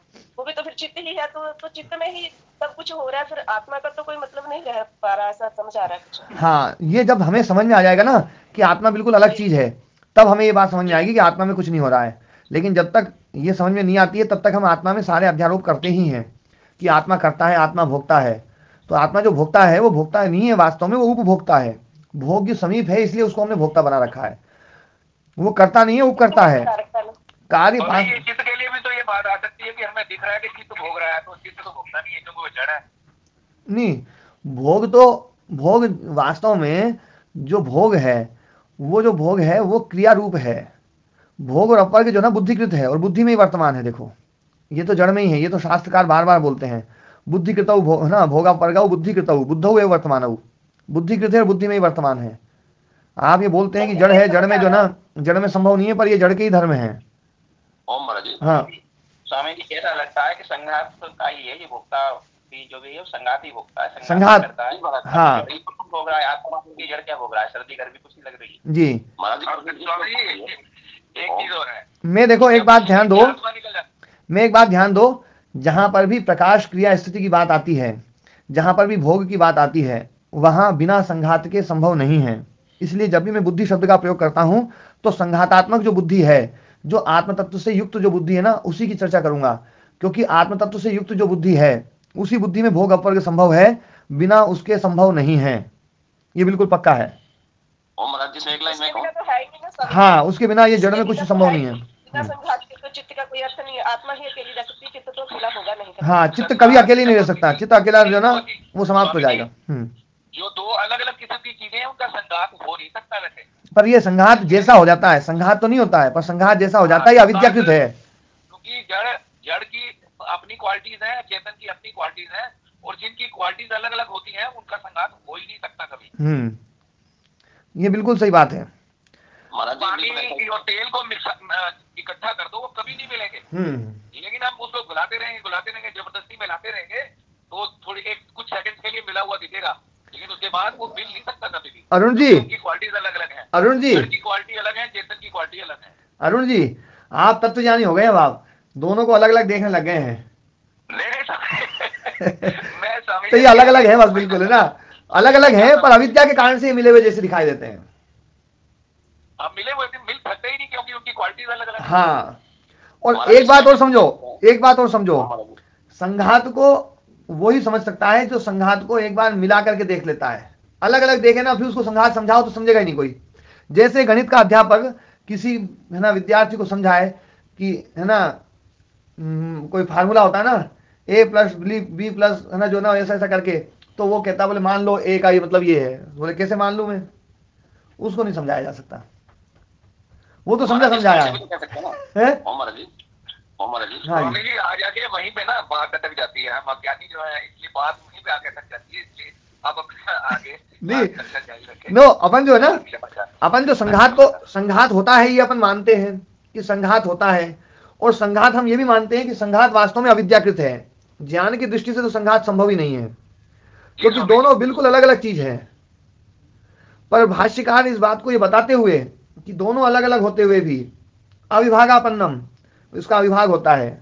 देखो इसी वजह से मेरे मन में ये बात आई कि हमें दिखता है, होता नहीं है। हाँ, जैसे अपने जो सूत्र है ना, पर फिर जड़ भोग नहीं सकता ना, भोगने वाला तो चेतन ही होना चाहिए। हाँ देखो, मैं एक वाक्य बोल रहा हूं, उस वाक्य को आप समझेंगे तो बात है ना। छठे सूत्र का वाक्य है 17वें नंबर पेज पर, दिग्दर्शन शक्ति और एकात्मते अस्मिता, छठा सूत्र है, उसकी दूसरी लाइन है, भोक्तृ भोग्य शक्तियों हो, भोक्तृ शक्ति और भोग्य शक्ति जो अत्यंत विभक्त हो, अत्यंत विभक्त अलग अलग है बिल्कुल, अत्यंत असंकीर्ण हो, बिल्कुल अलग अलग पृथक पृथक है, संकर्ण उनका सांकर्य नहीं हो सकता, वो मिल नहीं सकती, असंकीर्ण हो, अविभाग प्राप्त हो सत्याम, उसी का अविभाग प्राप्ति, अविभाग प्राप्ति मतलब एक जैसी हो जाए, वो एक रूप हो जाए।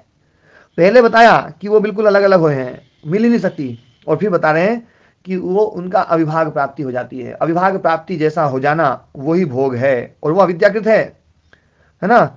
और जब स्वरूप प्रतिलंब हो जाता है तो तयो केवल्यम, दोनों अलग अलग हो जाएगी, कुतो भोगा, तो वहां भोग संभव नहीं है, भोग संभव ही नहीं है। तो भोग संभव है संघात में, लेकिन ध्यान रखने वाली बात है कि संघात में भी भोग धर्म किसका है, बुद्धि का धर्म है या आत्मा का धर्म है। तो ये बता रहे हैं कि बुद्धि का धर्म है, आत्मा का धर्म नहीं है संघात। प्रकाश क्रिया स्थिति ये आत्मा का धर्म नहीं है, ये बुद्धि का धर्म है, क्योंकि प्रकाश क्रिया स्थिति ये जो है ये जड़ता का लक्षण है, ये तीनों गुण है, ये जड़ है, तो ये बुद्धि का धर्म है। लेकिन प्रकाश क्रिया स्थिति उत्पन्न नहीं तब होगी जब संघात होगा, नहीं तो अव्यक्त में पहुंच जाएगा। ठीक है, स्वामी जी क्रिया भी तो चेतन ही हुआ ना, क्रिया को भी हम चेतन कह सकते हैं ना? नहीं, क्रिया चेतन नहीं है जी, क्रिया चेतन का धर्म नहीं है, क्रिया चेतन का धर्म नहीं है, ये बिल्कुल स्पष्ट मान लो, क्रिया चेतन का धर्म नहीं है, क्रिया जो है ना जड़ का धर्म है। स्वामी जी जड़ जैसे आत्मा निकल गई शरीर से, तो फिर जो शरीर है वो क्यों नहीं काम करता अगर क्रिया उसी की धर्म है? नहीं, क्रिया तो काम कर रही है, शरीर में क्रिया हो रही है, वो सड़ता तो रहा है, लेकिन वैसी क्रिया नहीं हो रही ना। नहीं देखो क्या है, क्रिया जो है ना, आप क्या मान रहे हो, क्रिया आत्मा का धर्म मान ले, आत्मा की उपस्थिति में वो सड़ नहीं रहा था, नहीं चल रहा था, उठता था। तो इसका मतलब है अपन क्रिया आत्मा की मान ले, वो तो फिर अभी वहीं तो झगड़ा आ जाता है, वो के फिर वो परिणामी हो जाएगी। मतलब आप लोग है ना दोनों हाथ में लड्डू रखना चाहते हो, एक हाथ में कर लो। रखना चाह रहा मैं, काफी सारे शब्द आपके ना मेरे को समझ में नहीं आते, इसलिए मैं नहीं मतलब जो ना अरुण जी क्या है, मैं जब मेरे से कोई भी चर्चा करता है ना व्यक्ति, यही तो बात समझ नहीं आ रही स्वामी जी, मैं वही तो कह रहा हूँ। हाँ, तो मैं ये पूछता हूँ कि चलो क्रिया जड़ में नहीं है तो चलो चेतन में मान लें तो चेतन में हो जाएगी ना भी, वही तो समझ नहीं आ रहा ना, वही हमारी कम है ना। कई लोगों के समझ में नहीं आ रहा गुरुदेव ये मसला। हाँ, ये मसला जो है ना, ये बताओ कई लोग, हाँ जी, क्योंकि क्या है समीपता को, चेतन ही सब कुछ करता है, लेकिन क्योंकि चेतन में तो फिर भी अगर क्रिया मानी जाए तो वो परिणामी आ जाएगा। देखो मैं एक बात बताता हूँ आपको, इस चीज को समझोगे ना तो चीज समझ में आ जाएगी। समझना क्या है, बस समझना ये है कि जो समीपता है वो समीपता एक बहुत बड़ा हेतु है। उस समीपता के कारण से यदि किसी चीज में क्रिया आ रही है तो वो समीपता के कारण से है, वो उसके कारण से नहीं है। जैसे पुतले के कारण से, पुतले की समीपता के कारण से पक्षी उड़ गए, या पुतले की समीपता के कारण से बच्चे रो दिए, या पुतले की समीपता के कारण से बच्चे हंस दिए, तो अब इसमें जो है कारण जो है वो पुतला जो है वास्तव में पुतला नहीं है, पुतले की उपस्थिति मात्र है, पुतले की समीपता मात्र है। समीपता मात्र जो है वो कारण है। और आपको बच्चे को चुप कराना है तो उसकी समीपता को दूर कर दो, चाहे पुतले को हटा के दूर कर दो या बालक को हटा के दूर कर दो। केवल हम समीपता हटाते हैं क्योंकि समीपता के कारण से स्वामी जी यहाँ संकट ये है कि आत्मा की समीपता और उपस्थिति कभी खत्म नहीं होती है, पुतला शांत हो जाता है। हाँ, तो समीपता जो है ना, समीपता आत्मा की नहीं होती है तो चित्त की तो हो सकती है ना। तो इसलिए है कि आत्मा की उपस्थिति में काम करता है। हाँ, अब आत्मा की उपस्थिति भी समाप्त नहीं हो रही है, आत्मा की निकटता भी समाप्त नहीं हो रही है और ये शांत हो जाता है। हाँ, सत्य हो जाता है। तो ये मैं बता रहा हूँ, फिर उसका भी मैं दूसरा हेतु दूंगा कि ये जो निकटता है, ये निकटता एक देश में स्थिति वाली निकटता नहीं है। ये मैंने पहले समझाया था। ये जो निकटता है ये ज्ञानात्मक है। और वो ज्ञान कौन सा है? अज्ञानात्मक ज्ञान, अविद्यात्मक ज्ञान। वो अविद्या हटती है तो निकटता हट जाती है, चाहे वो निकट रहे, फिर वो निकट रहे भले ही, लेकिन उस मतलब स्थानकृत निकटता नहीं है इसमें। जो संघात है उस आत्मा के साथ में, जो चित्त का संघात है, वो स्थानकृत निकटता के कारण से नहीं है, ये अविद्याकृत निकटता के कारण से है। अविद्या हट गई तो फिर चाहे चित्त आत्मा में डूबा रहे तो भी निकटता नहीं है। अब आया समझ में?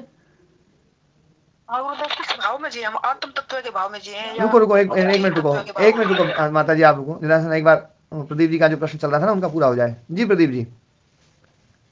जी स्वामी जी। हाँ, निकटता स्थानकृत मान रहे हैं या अविद्याकृत मान रहे हैं? मैं समझ गया, अविद्या समाप्त तो सब कुछ समाप्त। अभी तो मैं ये समझ रहा था कि जब चेतना जो है, आत्म तत्व है, वो सर्वव्यापी है, सब जगह व्याप्त है और इसकी उपस्थिति या निकटता ही संघात है। इसकी उपस्थिति और निकटता समाप्त हो नहीं रही है, फिर ये क्यों शांत हो जाता है? जी, तो वो भाव था, लेकिन आपने जिस तरह से व्याख्या की स्वामी जी समझ में आ रहा है। हाँ, तो ये जो निकटता है ये स्थानकृत नहीं है। देखो, स्थानकृत निकटता के कारण से जो संघात होता है वो पदार्थों में होता है। दो पदार्थ जो जड़ पदार्थ है ना, कि पानी और दूध को मिला दिया तो दोनों को एक स्थान में कर दिया। जो भिन्न स्थानीय है, भिन्न स्थानीयों को एक स्थानीय कर दें तो ये निकटता हो जाएगी। और दूर करना हो तो उनको अलग अलग कर सकते हैं अपन। लेकिन आत्मा तो हमेशा स्थानकृत निकटता तो उसके साथ में हमेशा बनी रहेगी।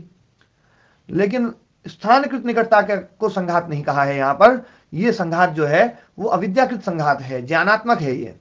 और वो ज्ञानात्मक संघात टूट जाएगा विवेक ख्याति के द्वारा, तो फिर चित्त में जो उस आत्म तत्व के कारण से जो चीजें आ रही थी वो चीजें इसमें आनी रुक जाएंगी, और चित्त के कारण से जो आत्मा में जो चीज जा रही थी वो भी रुक जाएगी। जो हमने मणि और फूल का जो उदाहरण लिया था वो स्थानकृत निकटता वाला उदाहरण है। वो स्थानकृत निकटता है। पुतले की और जो है ना बच्चों की जो निकटता है वो भी स्थानकृत है, पर स्थानकृत के साथ साथ ज्ञानात्मक भी है। कई बार पुतला नहीं भी होता है, बच्चा डर जाता है। होता है या नहीं होता ऐसा? क्यों जी प्रदीप जी? है ना? तो उसमें क्या करते हैं हम पुतले को नहीं हटाते हैं, उस बालक के भीतर का जो ज्ञान है ना, उस ज्ञान को निकालते हैं। बोले भैया ये ज्ञानात्मक रूप से इसने ऐसा मान लिया है तो इसको अब समझाया जाए। तो उसके ज्ञानात्मक जो तादात्म्यता भाव था, ज्ञानात्मक के कारण से जो एकात्मता भाव था, पास पास थी निकटता, उसको अपन दूर कर देते हैं। बोले पुतला है ही नहीं, बिल्कुल अब तो है ही नहीं, फेंका है उसको दूर, वो तो चला गया, है ना। तो ज्ञानात्मक रूप से जो उसकी निकटता खत्म हो जाती है तो बालक निर्भय हो जाता है। तो ज्ञानात्मक निकटता हम संसार में भी देखते हैं। हाँ जी मदन मोहन जी। महाराज जी प्रणाम। हाँ प्रणाम जी। महाराज जी, इस बात को आत्मसात करने के लिए ऐसा कर सकते हैं कि दिन में कम से कम 3 बार हमारा पुनर्जन्म होता है। हम पहले भी थे और हम आगे भी रहेंगे। तो इस बात से है ना, ये बात दृढ़ हो सकती है कि आत्मा और चित्त अलग अलग है। हाँ, ये बात में उसमें वो थोड़ी सी ना सहायक होगी ना। और पर इसमें सहायकता ये जो ना एक क्रम है। ये इस क्रम में क्या करना पड़ेगा, पहले हम जो ना अपने आप को क्या मानते हैं, हम अपने आप को शरीर के साथ में जो मेरी जो चीजें हैं उनको भी मैं मानते हैं। तो शरीर के अलावा बाकी सब चीजों को मैं मानना बंद करें। जी महाराज। शरीर को मैं माने, फिर धीरे धीरे शरीर को भी मैं मानना बंद करें। इंद्रियों को इनको माने, सूक्ष्म शरीर को मैं माने, और फिर धीरे धीरे सूक्ष्म शरीर को भी मैं मानना बंद कर दें। और पता चले कि भैया इनसे भी अलग हूं मैं तो, और मैं क्या हूं वो तो है ही बस। तो ये जो ना, हाँ, ये एक प्रोसेस है। जी पूरण जी। जी महाराज जी, वो आपने बताया था ना कि सारी चीजों की एक लिस्ट बनाए। तो उसमें मतलब जब अभ्यास किया तो शरीर को है ना, शरीर को मैं मानना है ना, इसको छोड़ने से बहुत सहायता मिली। जी जी सहायता मिल रही है। हाँ जी महाराज जी पूर्ण जी। ओम प्रणाम गुरु। ओम प्रणाम जी। ओम प्रणाम। मार तो उल्टो चक्कर पड़ गो गुरु जी। क्या पड़ गए हो? मेरे को तो ऐसा लगता है ये आत्मा ही कर रही है कुछ, सब कुछ जो इसको जानता है उसको अपनी तरफ मिला लेती है। नहीं, आत्मा कुछ नहीं करेगी जी, बताने वाला कोई रहता नहीं है फिर। नहीं, आत्मा ये सब चित्त ही कर रहा है, तो काम तो चित्त ही कर रहा है। अच्छा, चित्त तो कतई डट रहे को बताओ क्या करे गुरु।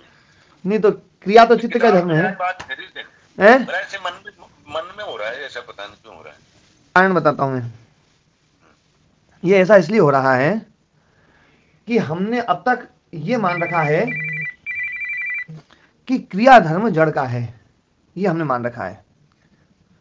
वो नहीं, क्रिया धर्म चेतन का है, ये हमने मान रखा है। नहीं मान रखा। हाँ, और हमने ये मान रखा है कि क्रिया जड़ में हो ही नहीं सकती, क्रिया जड़ में हो ही नहीं सकती। ये जब तक आग्रह नहीं टूटेगा तब तक ये चीज समझ में नहीं आएगी।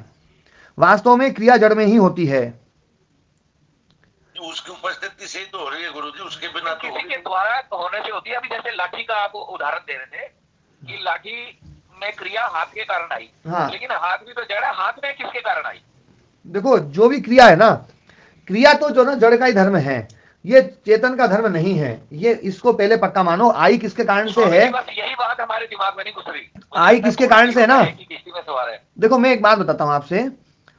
जो गाड़ी है 200 की स्पीड से भाग रही है, तो आप ये कह सकते हैं कि ये ड्राइवर के कारण से भाग रही है। पर ये जो 200 किलोमीटर प्रति घंटे की रफ्तार से जो भाग रही है, ये जो 200 किलोमीटर से भागने के जो सामर्थ्य है वो किसमें है? ड्राइवर में है या गाड़ी में है? नहीं, वो गाड़ी में है, लेकिन उसको भगाने का सामर्थ्य जो है वो ड्राइवर में है। देखो, अभी पहले ना ये समझो। मैं अभी पहले गुण गाड़ी का ही है स्वामी जी। अरुण जी, आप 200 किलोमीटर गाड़ी का ही है। अरुण जी, अपने आप गाड़ी नहीं भागेगी। अरुण जी एक बात सुनो। अरुण जी, मैं एक बात कोई भी नहीं बोलेंगे। मैं पहले बोलता हूँ। अरुण जी, क्या है, जैसे कोई बालक को अपन जब सिखाते हैं ना, तो जैसे एक क्या है एक बताते हैं, फिर दो क्या है दो बताते हैं, तो वो बालक बार बार जो ना बोले ये 55 वाला ये बताओ क्या है। जी स्वामी जी। तो उसमें क्या होगा, दिक्कत आएगी। अभी मैं आपसे ना वहीं पे आऊंगा, पर मैं आपसे पहले ये पूछ रहा हूँ कि 200 किलोमीटर प्रति घंटे की रफ्तार से भागने का जो सामर्थ्य है, वो सामर्थ्य किसमें है? गाड़ी का है स्वामी जी। वो गाड़ी का, ये हमें समझ में आ जाना चाहिए पहले। बिल्कुल ठीक है ना, ये हमें समझ में आ जाना चाहिए। और दूसरी बात, जो सामर्थ्य है ना, जो जिस चीज का सामर्थ्य है वो हमें जब स्पष्ट हो जाएगा तो वो चीजें स्पष्ट होंगी। आत्म तत्व का जो सामर्थ्य है, वो सामर्थ्य बस क्या है, आत्म तत्व तो है, बस उसमें वो सामर्थ्य है। बाकी और जो ना प्रकाश, क्रिया, स्थिति, भोग, अपवर्ग, ये सब जो चीजें हैं ये आत्मा में नहीं है, ये बुद्धि में है। लेकिन बुद्धि में ये सब चीज जो है ये स्वयं के लिए नहीं है। केवल बुद्धि में मतलब जो ना ये क्रिया जो है, ये बुद्धि में केवल बस ना हो, आत्मा की जरूरत ना हो, ये संभव नहीं है।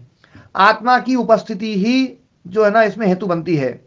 पर इसमें आत्मा की जो उपस्थिति है उसमें आत्मा कुछ करता नहीं है, आत्मा कुछ भी नहीं करता है। ऐसा है ना, अगर गाड़ी का गुण है 200 किलोमीटर भागने का, ड्राइवर अगर गाड़ी में आके बैठ जाए, कुछ करे नहीं, गाड़ी स्टार्ट ना करे, एक्सीलेटर दबाए ना, तो गाड़ी थोड़ी चलेगी। अरुण जी, इस उदाहरण में बिल्कुल आप है ना, इस उदाहरण में इधर सुनो, लेकिन वो भागेगी नहीं। इधर सुनो, इस उदाहरण में अरुण जी मैं समझ गया, आप इस उदाहरण में आपको ये बात समझ में नहीं आएगी, इसलिए आपको इसमें उदाहरण बदलना पड़ेगा। आपको उदाहरण क्या बदलना पड़ेगा? पुतले के कारण से पक्षी भाग गए, अब बताओ पुतले में क्या क्रिया हुई है?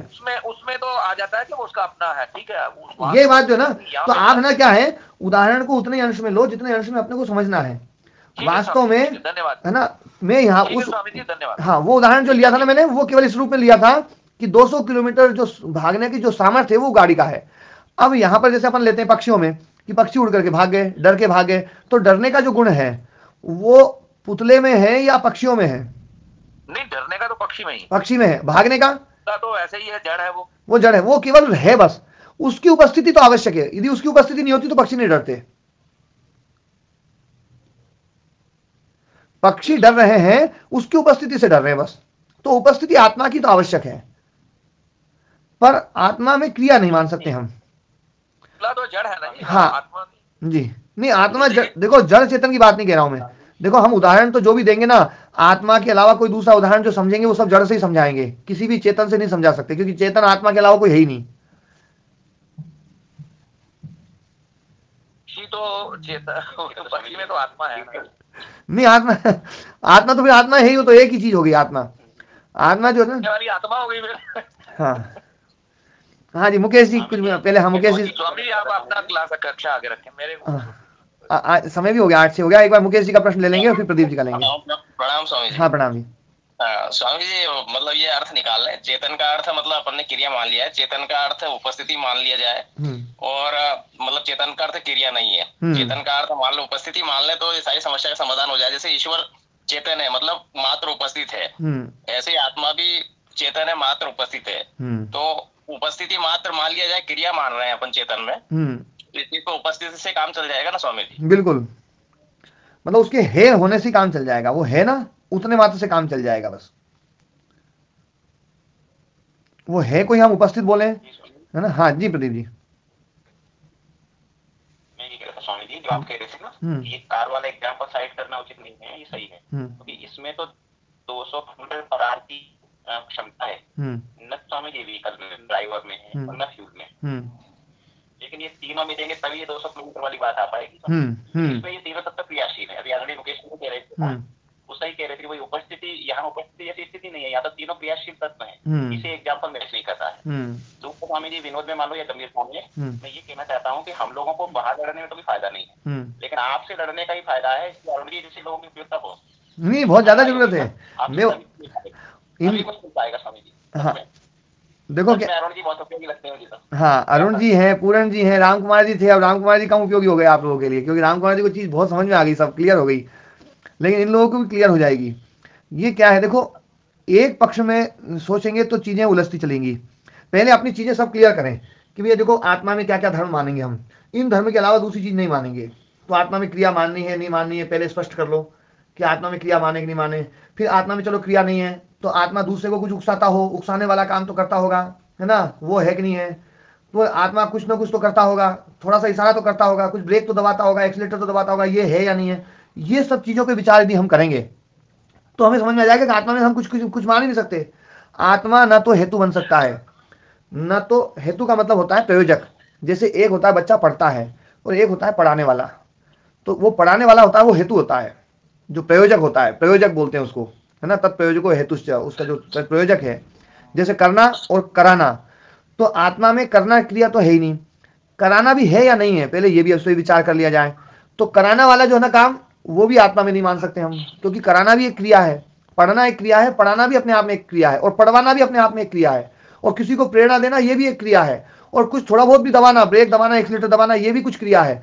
तो पहले हम आत्मा के स्वरूप में स्पष्ट हो जाए, फिर उसके बाद में फिर हम प्रकृति पे चलेंगे। तो वो जो चीज जो हम आत्मा में नहीं डाल सकते वो हमें प्रकृति में डालनी ही पड़ेगी, जड़ में डालनी ही पड़ेगी। तो ये चीज है ना, जो ना ये प्रोसेस है, इस प्रोसेस के साथ चलेंगे शायद अरुण जी आपको भी और चीज समझ में आएगी। स्वामी जी कई बार मैं ये सोचता हूँ ना, जब इस पे विचार करता हूँ, समय तो बड़ा कम मिलता है, लेकिन जब मिलता है तो मैं कहता हूँ ये तो फिर 4 चीजें हो गई। जो हम कहते हैं अनादिकाल से आ रही हैं, वो 4 चीजें हो गई, फिर तो 3 भी नहीं हुई, वे संघात वाली चीज भी आ गई, ये भी अनादिकाल से है।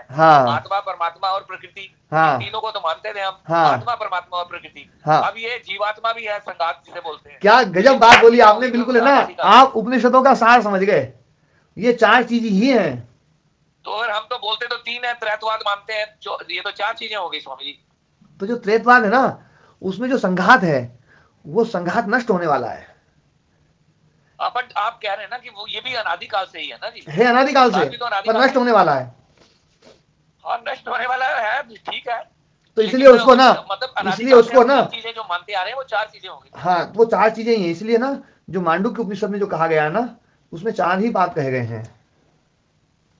ये बात दिमाग में घुसती है, फिर मन कहता है नहीं ये सब कुछ गलत हो रहा है, पता नहीं समझ नहीं, फिर मन वहीं आके अटक जाता है कि नहीं। तो आप पहले तो आत्मा के बारे में ना, आत्मा के बारे में स्पष्ट हो, पहले आत्मा का स्वरूप जो ना वो स्पष्ट करो। अभी इस ये संसारिक जो भी हम जिन चीजों में मैं जकड़ा हूँ, यहाँ से निकल के आपके पास आके बैठेंगे तो तभी ये समझ आएगा जी। ठीक है, नहीं आएगा, वहाँ बैठे बैठे समझ में आएगा।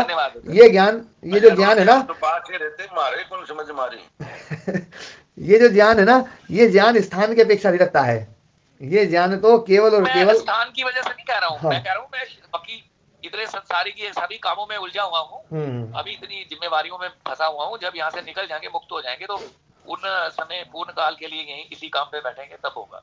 ठीक है ना, आज समय काफी हो गया है, 8:15 बजे। बहुत धन्यवाद और क्षमा चाहता हूँ मैं। नहीं कोई बात नहीं।